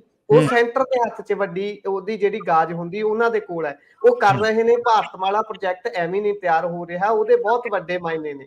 ਉਹ ਤਾਂ ਸੈਂਟਰਲ ਏਸ਼ੀਆ ਤੱਕ, ਅੱਗੇ ਤੱਕ ਜਾਣ ਦੇ ਰਾਹ ਖੋਲਣ ਨੂੰ ਪੂਰੀ ਤਰ੍ਹਾਂ ਨੇ ਤਿਆਰ ਨੇ। ਉਹ ਜਦੋਂ ਖੁੱਲਣੇ ਨੇ, ਇਹਨਾਂ ਨੂੰ ਪੁੱਛ ਕੇ ਨਹੀਂ ਖੁੱਲਣੇ, ਉਹ ਖੁੱਲ ਜਾਣੇ ਨੇ। ਇਹਦੀ ਹੀ ਟਿੱਪਣੀ ਕਰਨੀ ਸੀ। ਜੀ ਬਿਲਕੁਲ ਗੁਰਪ੍ਰੀਤ ਸਿੰਘ ਜੀ, ਬਹੁਤ ਬਹੁਤ ਧੰਨਵਾਦ ਤੁਹਾਡਾ ਇਹਨਾਂ ਖਬਰਾਂ ਦੇ ਜਾਣਕਾਰੀਆਂ ਸਾਂਝੀਆਂ ਕਰਨ ਦੇ ਲਈ। ਜੀ ਧੰਨਵਾਦ, ਸਤਿ ਸ਼੍ਰੀ ਅਕਾਲ ਜੀ। ਪ੍ਰੋਗਰਾਮ ਖਬਰ ਤੇ ਨਜ਼ਰ ਨੂੰ ਆਪਾਂ ਇੱਥੇ ਸਮਾਪਤ ਕਰਾਂਗੇ। ਪੰਜਾਬੀ ਰੇਡੀਓ USA ਦੀ ਅਗਲੀ ਪੇਸ਼ਕਸ਼ ਪ੍ਰੋਗਰਾਮ ਅਪਡੇਟ ਅਮਰੀਕਾ ਪ੍ਰੋਗਰਾਮ ਦੇ ਵਿੱਚ ਅਮਰੀਕਾ ਦੇ ਨਾਲ ਵਿਸ਼ਵ ਭਰ ਦੇ ਵਿੱਚ ਵਾਪਰੀਆਂ ਅਹਿਮ ਵੱਡੀਆਂ ਖਾਸ ਘਟਨਾਵਾਂ, ਖਬਰਾਂ ਦੇ ਬਾਰੇ ਦਿੱਤੀਆਂ ਜਾਣਗੀਆਂ ਜਾਣਕਾਰੀਆਂ। ਜੁੜੇ ਰਹੋ ਪੰਜਾਬੀ ਰੇਡੀਓ USA ਦੇ ਨਾਲ। ਬਹੁਤ ਬਹੁਤ ਧੰਨਵਾਦ, ਸਤਿ ਸ਼੍ਰੀ ਅਕਾਲ।